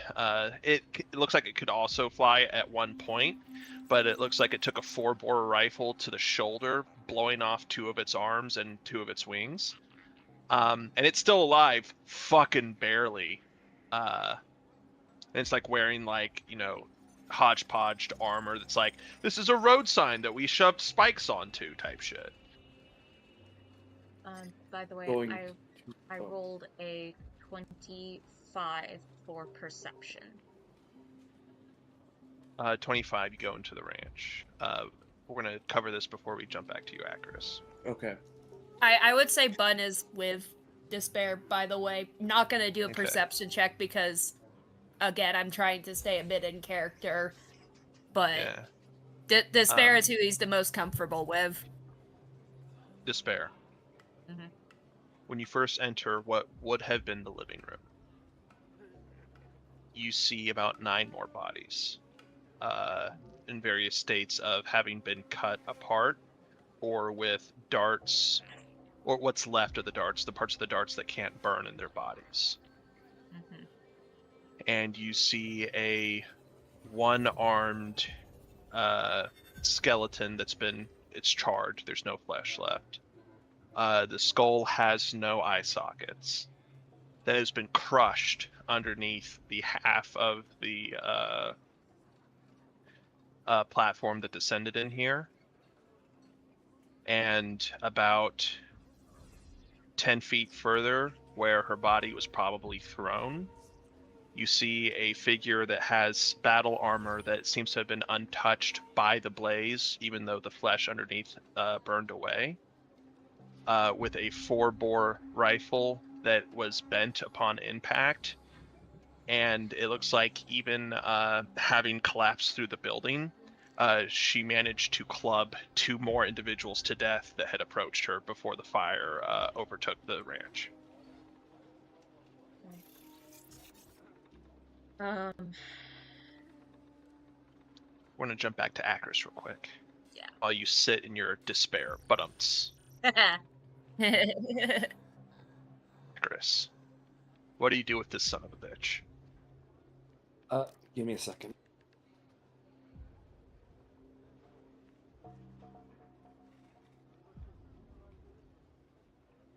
As I approach, I'm going to cast Probe Mind using 2 health points and 1 force point. Okay. I'm going to voluntarily give myself advantage on the wild magic. Okay. Still doesn't trigger. And I'm just going to, with Probe Mind on him, where is the rest of you? Okay.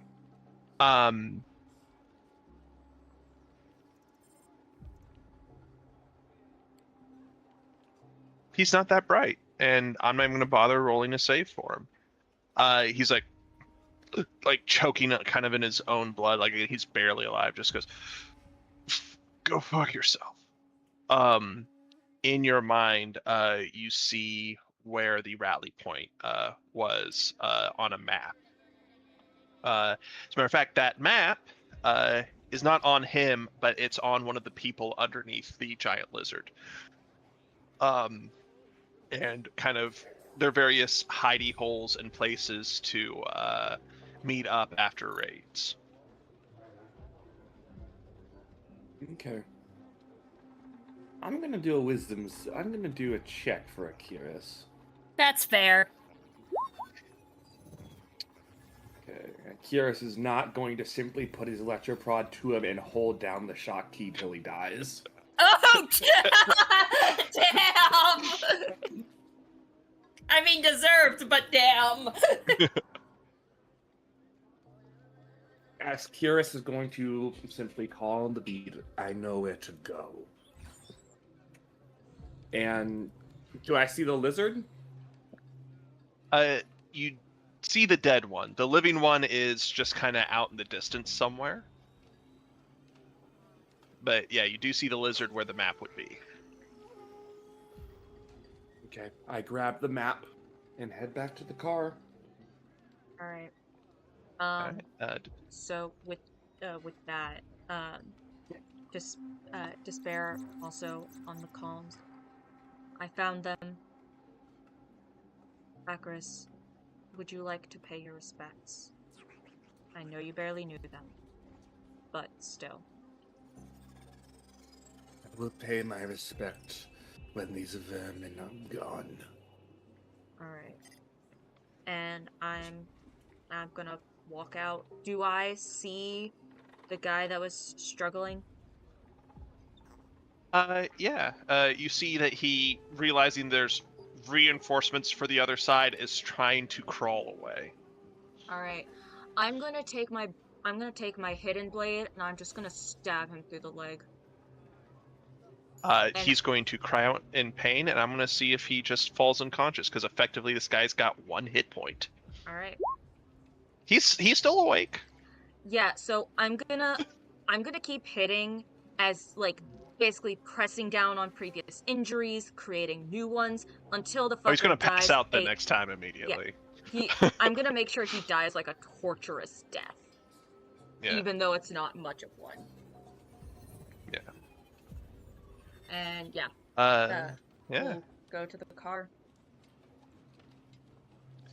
Well, that was a So- fun thing for Bun to watch. I It's a will tough say, galaxy. going across Someone's the dead gotta live in it. bodies, Bun I'm assuming probably Nyx is wants still some- going to drive. If he wants to. Oh, I didn't know if a chorus. Yeah, let the Uh, guy who piloting see 30 feet in one. front of him drive. Yeah. All let right, the also blind you're man blind. drive. Well, I keep forgetting. It's not like it comes up every session. No, Yeah, genuinely, this is like Toph from Avatar, The Last Airbender, where it's like everyone's like, "Hey, keep a watch out," and she's like, "I can't." It Fair really enough. is. Um, It I- really Anyway. is. I will say Yeah. that because we had, like Isaiah said, we have been traveling for an hour. I can use my Pathfinder ability. When traveling for an hour or more, I gain the following benefits. Difficult terrain does not slow my group down, provided they can see and hear me. I cannot become lost by unenhanced means, so I could potentially drive while Akros like gives directions. I mean, Nyx can drive. Okay.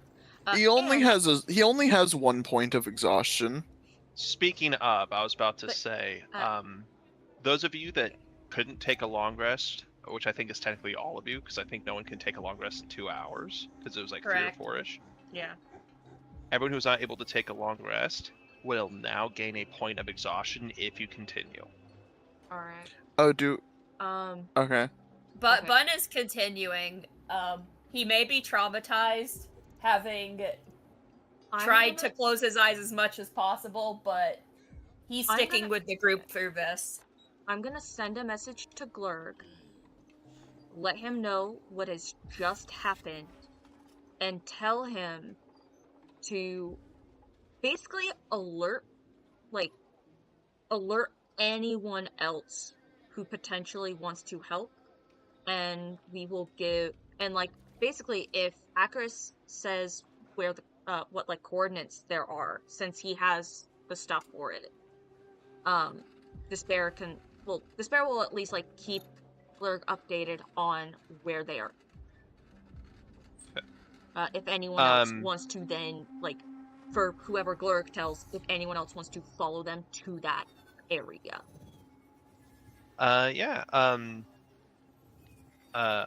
You tell Glurg about 20 minutes later as you guys are driving to this location, because it's going to be another like 2 hours to get to at least one of, because there's multiple meetup spots. This is going to be you're going to try and have to find them. You get a text from a number. Last time they texted you, they were inviting you to play Battle Quest. Okay. It says, Raider inbound.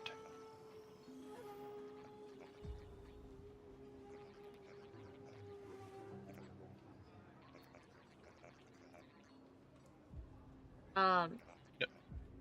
Sorry, I'm trying to think, like, is this a battle quest thing, or is... If Or you is this remember like a correctly, last at the bar, he flew away, and you did roll a check, and you got it correct. Especially Nyx got it correct. The CIS Raider Mark IV, air-to-ground support vehicle, with limited air superiority fighting capability. Hmm.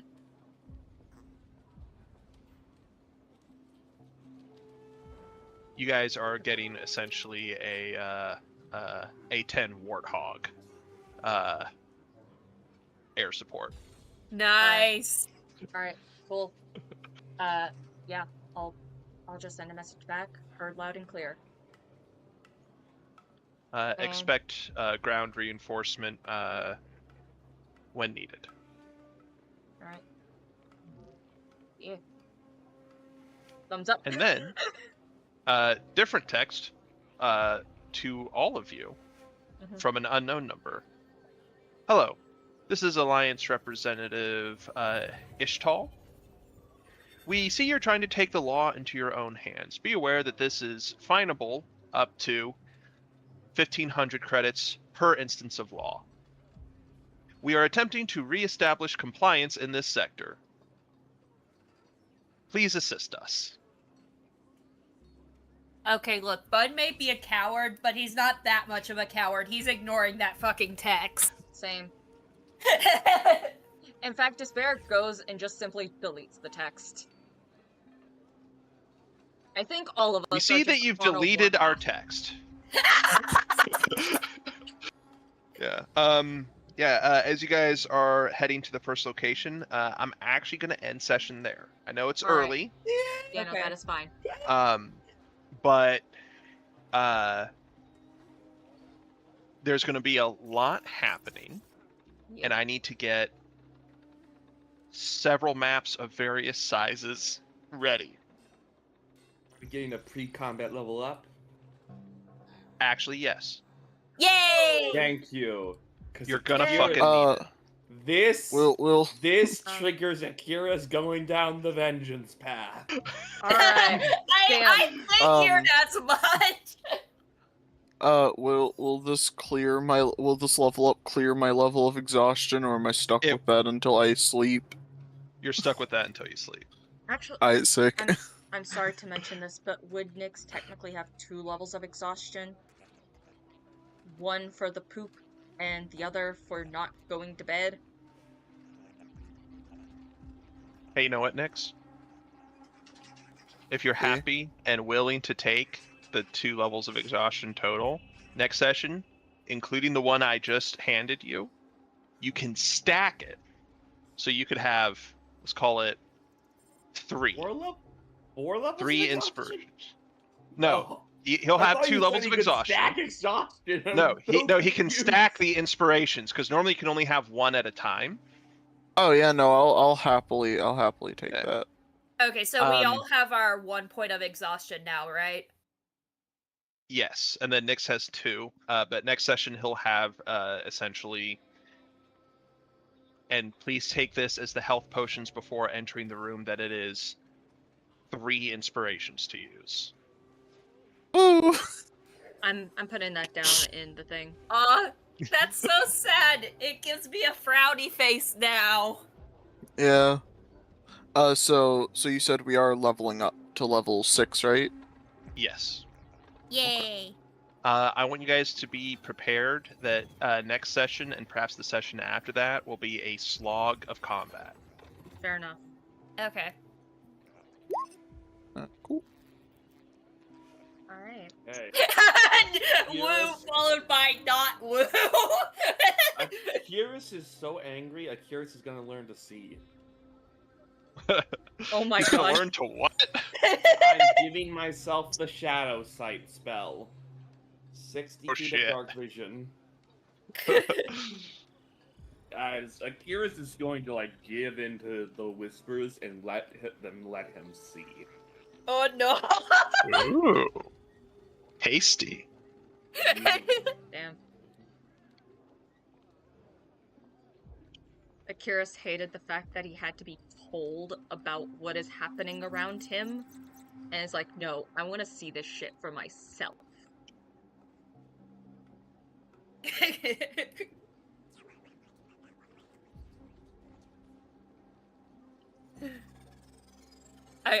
I needed to tell Jester that out of context. Well, I mean, Makimi is still on the airship.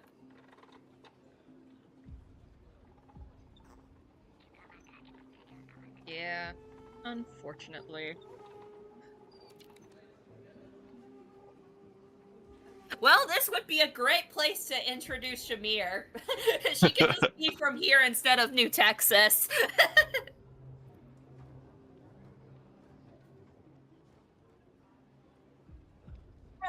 Oof. Yeah, Mikimi. Jester, you missed a lot. I just took what is effectively a fucking counter. No, Oh, no, right, okay. Instant translocation. Hold on, here. I'm gonna put this in Discord. Y'all can read this. It's in general.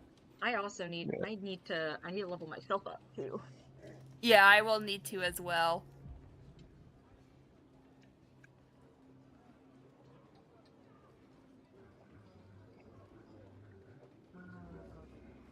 What's the last detail again? Oh wait, it's a D10 for scout. Like, within like all of one reaction, within like all of one reaction of someone trying to attack me, I can teleport 30 feet away, and I can make a weapon attack with advantage against the attacker. Nice. Okay, what do I get? Ooh, yay, ability score improvement, and I get another tech power. Woohoo! Yay! I'm very sad. I only got one new tech power. I mean, I only got one new tech Very sad. power too. Wait, do but I get? I still. need to see 4. archetypes. Okay, still only that. Archetype. Wait, no, I need to look at my engineer class, not my archetype. Engineer level 6. Ooh, discipline feature. Okay. Nope, I do not get any more modifications. How sad.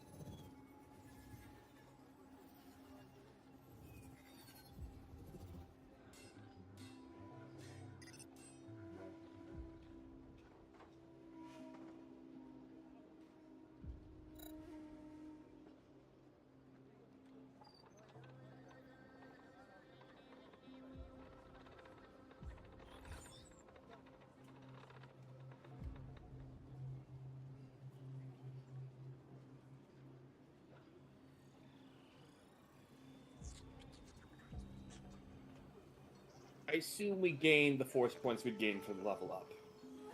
Yeah.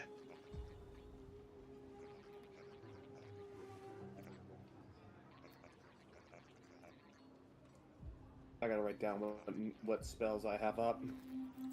Man, I get literally nothing at level 6. Fair enough. Sometimes a little extra health is all you need. Yeah, and it was a little this time, but I can't complain. I rolled 2 8s in a row, but Yeah. I got a 2 this time. Fair enough. Since when have Well, I I mean- fucking had that? That's sick as hell. Sorry. No, you good.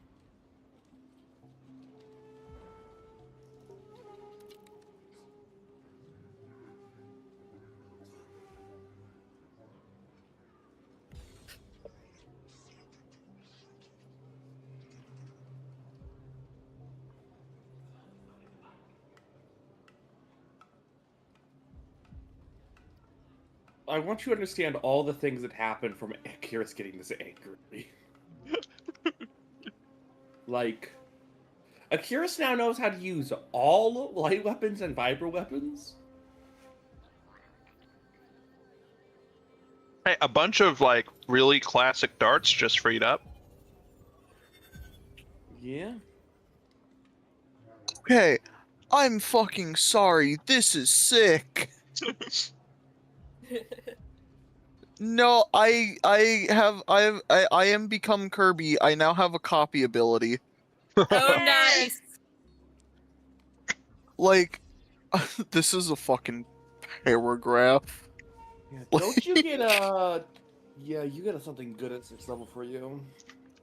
I get an ability called Quick Slice, which is when a creature I put it in general so you can read it for yourself. When a creature you can see casts a tech power, you may use your reaction to attempt to download that tech power to your wrist pad for later use, if it is of a level for which you can cast. Make an ability check using your tech casting ability with proficiency.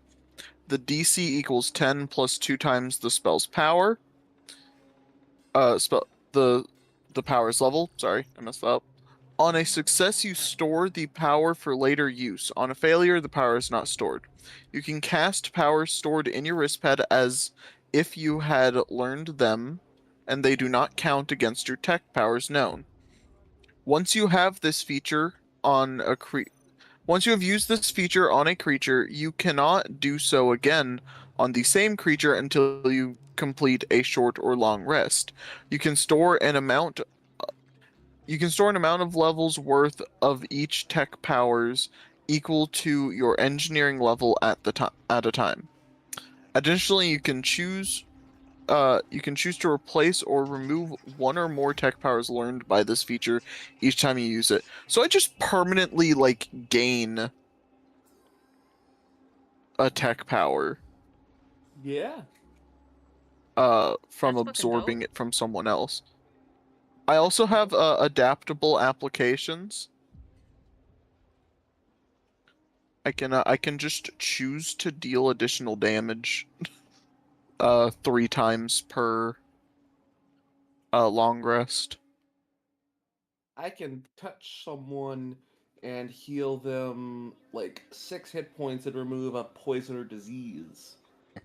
Nice. Ooh, nice. Or I can choose someone within 60 feet of me to make a con save or take 5 damage. Which isn't great, That but is. That's very nice. I'm trying to figure out what's fighting style I'm gonna pick. I have 50 health points even. Nice. How do you have that many health points? Oh well, I guess got I have lucky 60. on my early rolls. Like, so it doesn't let you change the first level because it's always max. For 2nd level, I rolled a 7. For 3rd level, I rolled an 8. For 4th level, I rolled a 7. Holy shit. For 5th level, I rolled a 3, and for 6th level, this level, I rolled a 5. Yeah. Isaiah, Yeah, see, DM? I rolled really good, but I also rolled shit on the ones I didn't roll really good for. So I Yeah. only have 38 health points. yeah, Isaiah, didn't you have like a little mini rule for this where like if we're able to, like, we can try and re-roll the dice, and if we're able to get double what we originally got, we can use that roll instead? Yep. Oh, I forgot about that. Do I Yeah. have permission to Wait, what? retroactively roll my dice? Yep. So Okay. so So basically, what's Wait, the rule? Whenever basically- you roll your hit dice, whatever you rolled, so like let's say you have a Constitution modifier +2, right? And Yeah. you roll a 2 on a D8. So you would get 4 hit points. You can re-roll that dice, but your total must now be double the total of what you had. So you need to roll a 6 on the D8, or you just keep your old roll. There's no negative to it. Oh, okay. Well, I'm gonna go do that now. Wait, I still don't get it. Okay. Okay. So, Oof, I lose 2 s- hit points. so Stan. Okay, let's say I you lose rolled 1 a hit 2 point. on a D8, which is your hit dice, and then you have a +2 Constitution Right. modifier. So your total is 4. I You can- lose I'm losing all my hit points. Again, you I don't have lost all my hit points. you don't I went. you don't Bud, Yeah. you don't I- you cannot lose hit points this way. I went from my standard to 2, 3, 1, and 2. Oh, so You you don't- went like you Yeah. you just took normal, and then you're like, I want to roll. Yeah, you asked.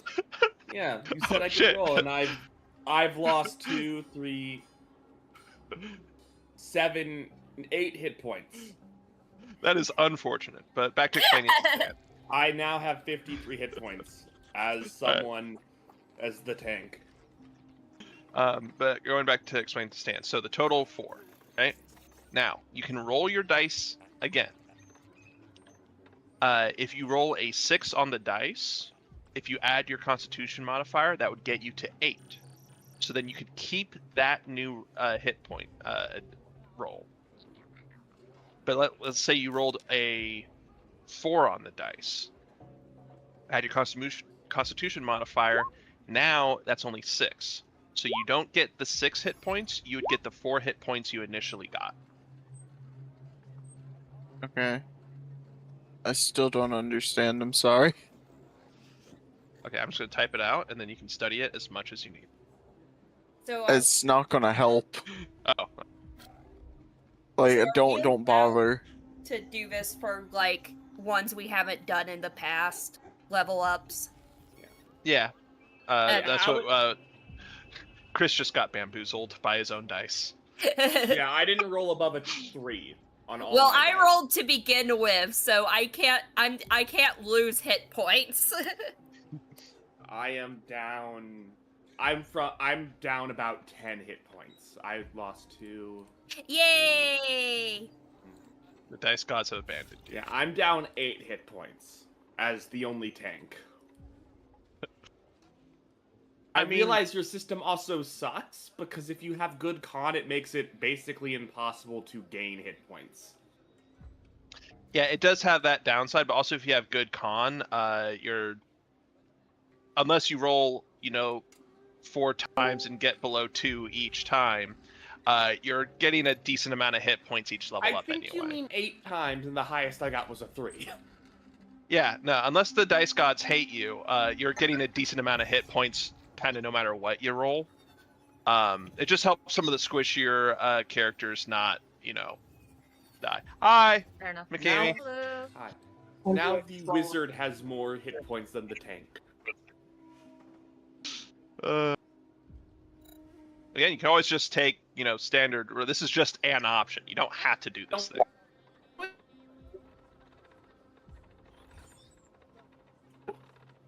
McKamey, did you jump on so you could get some context? Did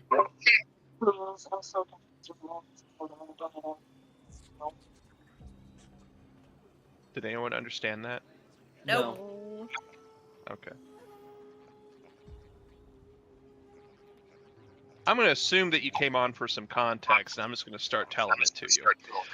So, the party got to the ranch with, with Alethra and her husband Iktari. Very sweet couple. Invited them in, fed them, hung out with them. Akris and Iktari nerded out over darts. Because let's be honest, they're both probably autistic. Fair enough. During that time that Akris and Iktari were nerding out, Alethra had a little sensor on her wrist that kept alerting her to essentially a proximity alert. The first time she went out, she just casually said some varmints are showing up. She would go take care of them. And it turns out the varmints had firearms because after she fired her 4-bore rifle, which is just short of an anti-tank rifle, they heard return fire. She came back in after a couple moments, as if nothing had happened, with a couple of bullet holes in her clothing. She had body armor underneath. She was fine. This happened an additional time. This time, Despair went up with them. and just kind of watched as Alethra just kind of vaporized people with a kinetic weapon, and also their vehicles. Went back down, continued hanging out. They were invited to stay the night because these are hospitable people and good hosts. During the night, Despair, who was sleeping in the living room, was woken up by Alethra in a messy bun with her armor kind of half on. Grabbed the 4-bore rifle with her little sensor beeping again. Tried to go back to sleep. Heard the combat happen. Heard one additional firing from the 4-bore rifle or something of similar firepower, and Alethra did not come back in. Went out, and Alethra was injured. Again, there is no actual darkness here. It's just slightly less bright at certain times of the day. Came back in, Alethra stitched herself up. Akris was helping. The crew decided to go back into town to help take care of the sewage problem at the Muddy Waters bar, or as the crew have started calling it, Maggie's. As a matter of fact, that's what most people in town call it, but it is technically the Muddy Waters. It's owned by Maggie. Maggie runs it, and we adore Maggie. While there, while Nyx was doing all the manual labor to fix the war crime that was that bathroom, and Despair was just wafting the noxious air out, Bun hung out in the bar, was chased by a cat. Noticed that there's about 10 CIS troopers, or at least former troopers, as the CIS is technically dissolved, that hang out in the bar and sometimes go behind the bar into one of the back rooms. Fight broke out. After the fight, the people that were in the fight started repairing everything they broke, apologizing to Maggie for causing disruption and breaking her shit. Glurg made some new friends, made a small music video with his new friends. And while that was all going on during that day, unbeknownst to the party, the varmints, the digheads, the local gangs, stormed the Hollerfield Ranch. When they had texted Alethra, hey, we're not going to be coming back tonight, it's a little late, it took a bit longer, they didn't get a response. For a couple hours, they grew concerned, started driving back. When they were about 15 minutes out, they saw a plume of black smoke in the distance. When they were about 5 minutes out, Despair left the vehicle, flew up to get a good view, and saw what basically looked like a battlefield. The party investigated the ranch. Looks like it was a raid. Supplies were taken. The livestock, which were these, like, they're known as skink rats, but like think a rat mixed with a dog mixed with a cockroach, like exoskeleton shell, like rat body and features with like a dog head and snout. But they're herbivores. Ew. Yeah. Honestly, kind of gross, but really sweet. Who did? Left? Stan. Win. They had a pet one, not just for the ranch, but in their home, called Sir Reginald. We're gonna leave that be. A lot of the livestock was killed. It looks like whatever the raiders couldn't take, they just killed. And they found the bodies of Alethra and Niktari in the ranch. They went out swinging. I think the total kill count that the party managed to actually investigate, not including the ones that died on the way to the ranch, was knocking around 30. Oh God. but they did go out, swinging or not. Chris entered a new level of rage. Learned how to see out of pure spite. Despite not having eyes. Exactly. They did find one surviving member of the raid who was like literally like, just give me 30 seconds and I'll die. Please leave me alone. Acris mind read him to interrogate him on where the meetup locations were. There were several kind of safe spots. And then Despair essentially tortured the man to death. Didn't take long because again the guy was just like barely fucking there. That's what happens when a 4-bore rifle tears off your shoulder, 2 arms, and your wings. May I ask what the method of torture was? Just simply stabbing in Yes. different locations, and also just pressing down on wounds that were previously there. Yikes. Yeah. And And we unwatched left off. that. Yeah. And the party left off heading towards the nearest safe spot for the gangs, while essentially calling Glurg and being like, hey, can you rally anyone?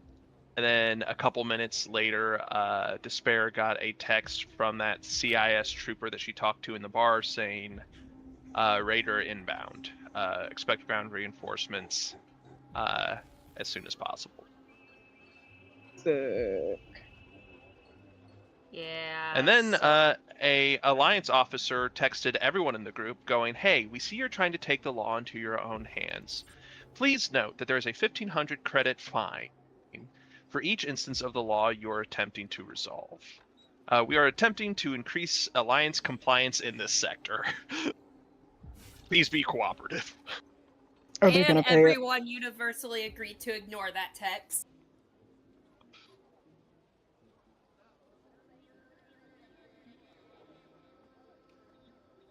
Dare. Yeah, Glurg called both sides of this. They were like, oh, I know some tough people in town, and then I'll call the actual authorities because the police will be helpful. Of course. You know what? Fair enough, Glurg. Fair enough. Yeah, fair. Fair. Logical reaction.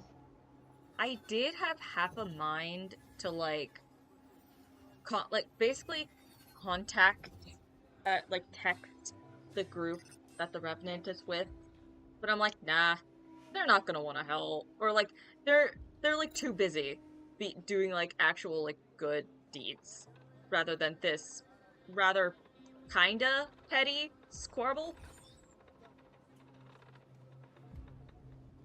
So, above table, a member of the Revenant will be deployed to this. Alright, fair enough. Hope you're ready for the most polite war robot you've ever seen. Nice. Yay!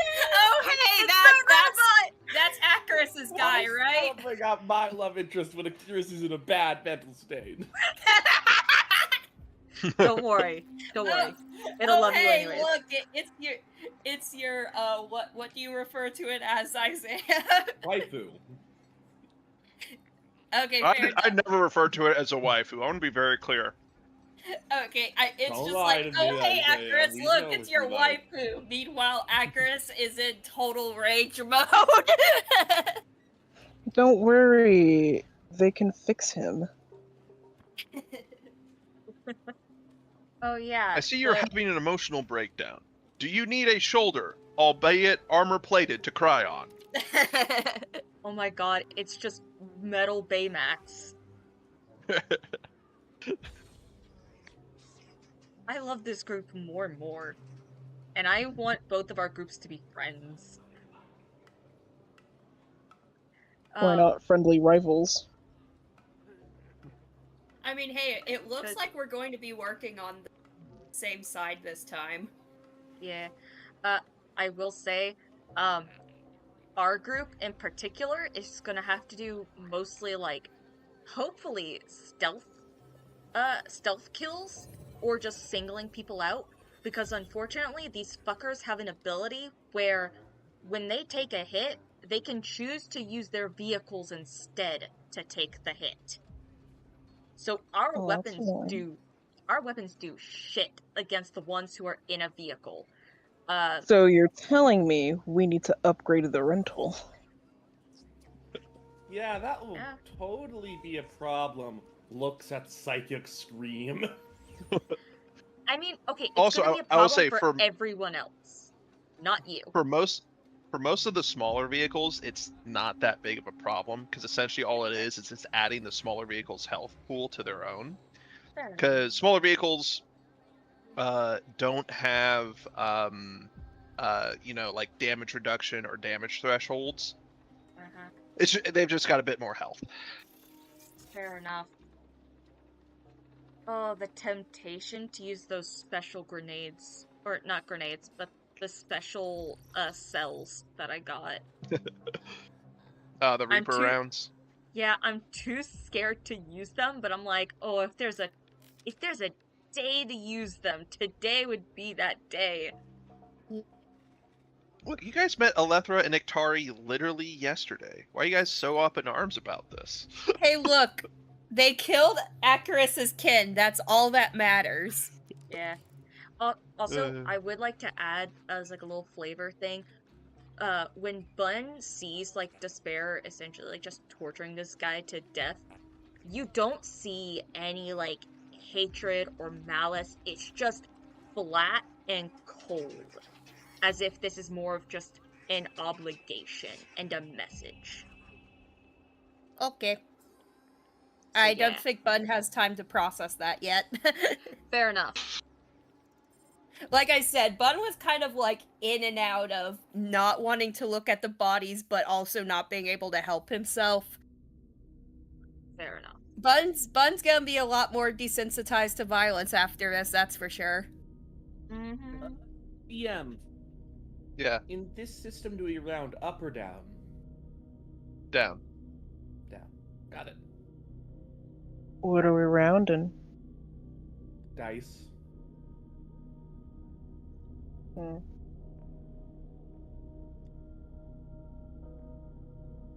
Yeah, that's kind of. Wait, how does oh, oneself round dice if it comes out at a whole number? Some things make you round dice, and either if you get like a fraction, I need to know whether like if you're rounding 5, does it 2 or 3? You round down, so it's 2. That made no sense to me. So like for instance, damage resistance halves damage. All right. So let's say someone does 9 points of damage. With damage resistance, they would only take 4 points of damage instead of 5 points of damage. Oh, because it's an odd number. Yeah. Okay, that makes sense.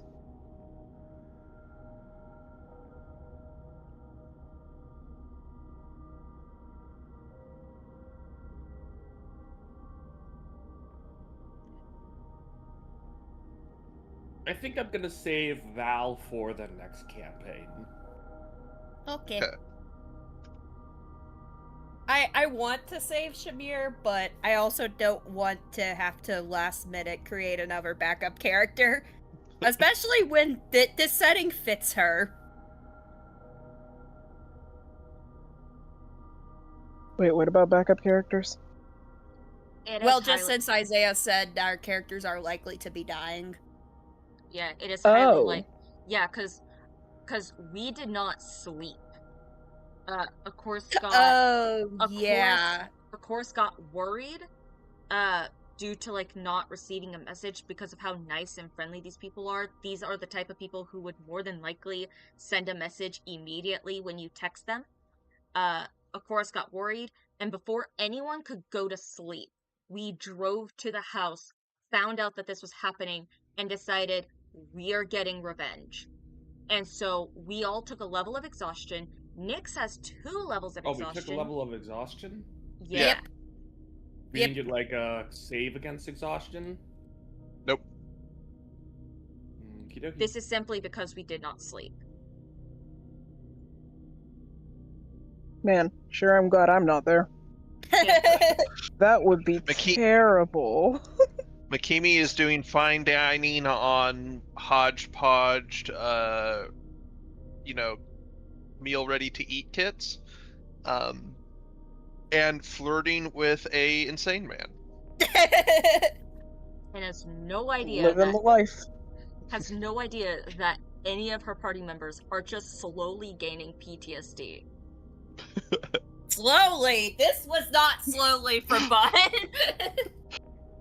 I mean, Fair he enough. had one moment of PTSD prior, but this is a lot worse. It's a tough galaxy. Glad you guys are Ye- living in it. Yeah, no, like I said, I'm not going to, like, be playing Bun as much, like, sensitive to, like, gore and stuff after this. Yeah. So, like, Fair enough. if everyone dies during this next session, because I'm assuming they're not going to get Makimi at that point. So if everyone dies, what happens to Makimi? No, I'll leave that up to you. I'll leave that up to you. You get to pick what happens to Makimi. I mean, honestly, Because I don't know. I don't remember if they told Glurg that they know where she is. I feel like they would have. Yeah, I think We definitely would have. yeah, it slips us the players' minds in the moment because we're focused on doing other things. But more than likely, someone in our group would have alerted Glurg, being like, "Hey, we got in contact with the people. They're gonna bring Makimi back within 2 days." I'm pretty At sure we least. did contact Glurg, actually. I can't remember. I would have to go back into the stream and look. Yeah. But Also, you yeah. guys went to the ship at some point. You could have told them then. Yeah, that too. No, she's just stranded. She's there for the rest of. Didn't I text everyone in the party? I believe Which so, yeah. we assume includes Glurg. Yeah. Yeah. Okay, I just couldn't remember. Yeah. And let's be honest, I Makimi. There are worse places to be stuck. There are, except the fact that everyone there hates her. Not everyone. One person really, really likes her. I wouldn't be surprised if Akiris does not die next session. Akiris may be the tankiest, but they are on a vengeance quest, so they're not going to shy away from deadly encounter. You know what? Fair enough. If Akuris dies, that will be thematically fitting. Yeah. And with the DM's permission, I'd like to have disadvantage on all my wild magic checks for the combat. Absolutely. Absolutely. And hey, also if you want, even when you spend the hit points, we can consider that adding to the number. I think that's fair. The hit points are so I have infinite spells, because I have 29 force points, so I'm gonna have a lot of things I can cast. Yeah. Yep.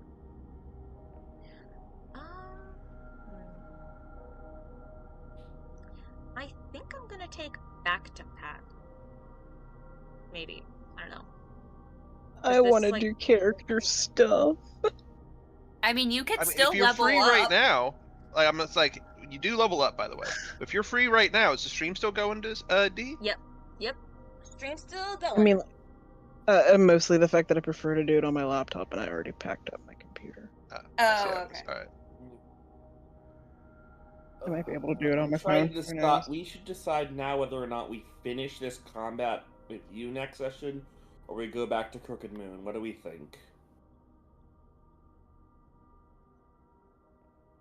I mean, I'll leave that up to the DMs mostly. Damn it, people, make choices.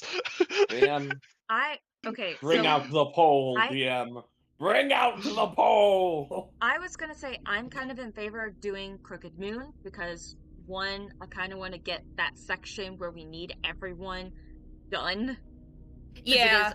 It is a little frustrating that we need everyone. I understand why we need everyone. It's just a little frustrating because it's cases like these where we're having to do another campaign for so long simply because we don't have everyone. And then also it gives us time for like E to make their character, and we can get all of that stuff set up. Fair enough. And I feel like this is a pretty good point for E's character to come in, considering it sounded like they were definitely supporting Browncoat. Yeah. Honestly, I wouldn't be surprised if I was gonna ask whether or not Mikimi would have heard them talking about what was going on the planet. No. Fair enough. No. So I was gonna say they could simply take Mikimi with them and just kind of the people that are coming here are the ones on the planet. Mm-hmm. Yeah, level 6. Woo. Fair enough. Mikimi is not on this planet. Fair enough. We just want Mikimi to fight, damn it! Nope, it'll I never don't think happen. Mikimi wants to fight.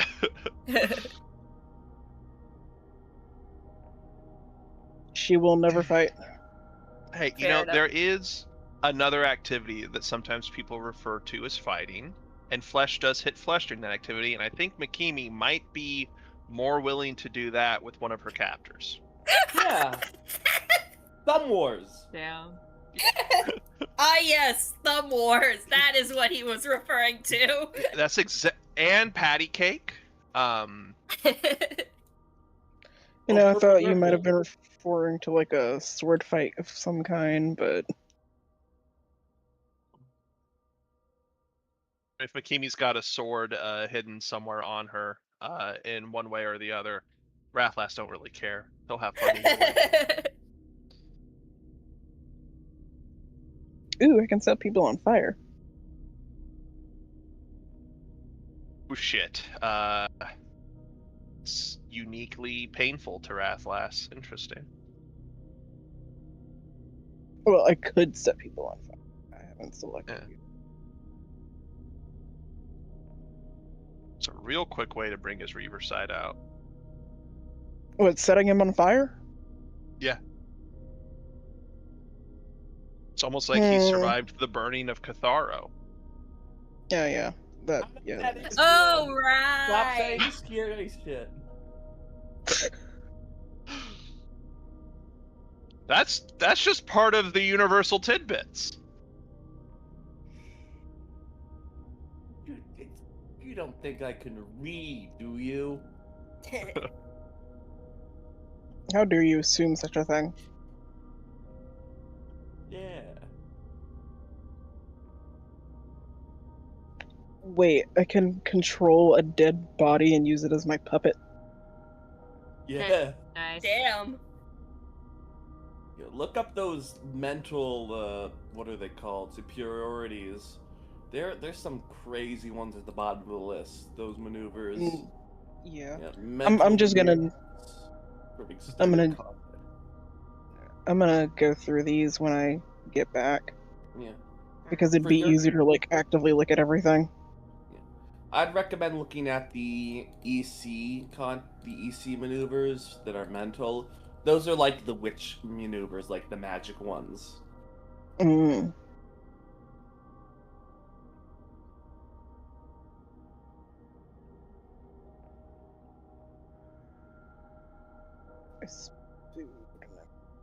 Arceus right now.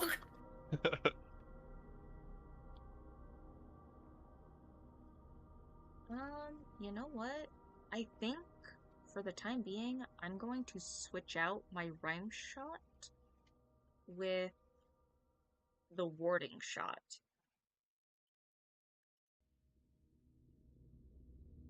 So instead of causing them to be slowed, they do a 1d6 reduced damage when they do damage. Nice. Yeah. You know, I was gonna say, Acarus got his traumatic backstory moment late, but, we really did just meet these guys a day ago. Yeah. I would say, though, Acarus has reasons to get this upset. Fair enough. This is the Yeah, first you know what? like Fair enough. person that Everyone has isn't not been questioning it. mean to Akiris in a long while outside the party. Yeah. Like, you Hey, guys look, come to the man, one if Akaris planet is where angry, the people... whole party's angry. Absolutely. But it's like also like you guys come to the one planet where people are just kind of like, hey, welcome. Don't worry about being, you know, a little crazy. We're all a little freak here. And then immediately death.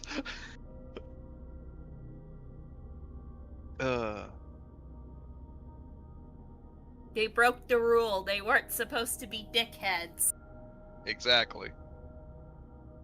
Yeah, now they're going to die. Yes, Or because that is Akiris. the punishment for being a dickhead. Yes. But it's so fun. Mikimi would die so quickly on this planet. That's the Yeah, point. no, I don't think anyone would trust Makimi on this planet.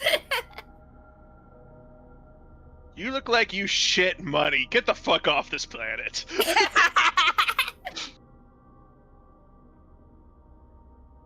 Well, I mean, considering her scales are probably worth some kind of money because her family are the only ones with golden tails.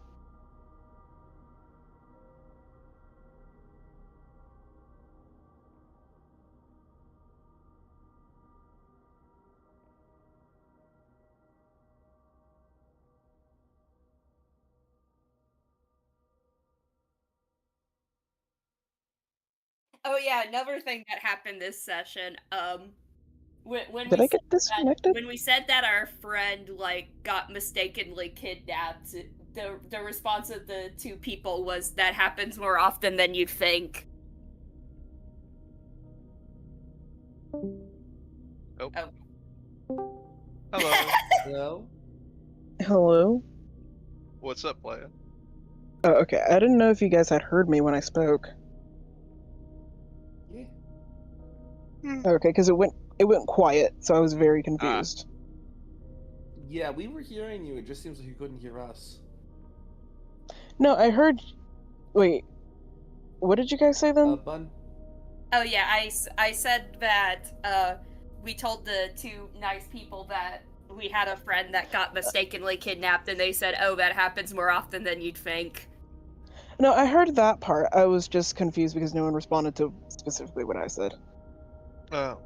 You said something after that, or before that? Before that. Okay, I don't remember. Sorry, I'm in ADHD mode. Yeah. It might have gotten eaten by Discord. Oh. I had said that about the comment about Mikimi literally shitting money and get out. Oh yeah, I remember that. I just didn't have much to comment. Yeah, I was like, wait, this the DM was very quickly going over my notes when you said that. Because I was like, wait, is it actual gold or is it just like gold colored scales? And I was very concerned for a second. And then the conversation moved on and I was like, I'll look it up later. Yeah, no, it's money gets you the opposite of friendliness here. Oh.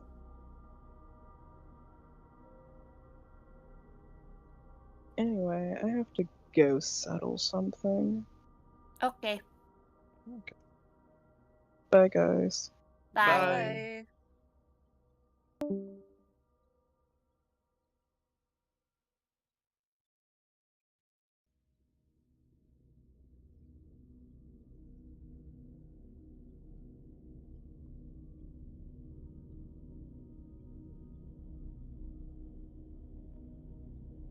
I'm excited for Stan to start back the Magic School campaign.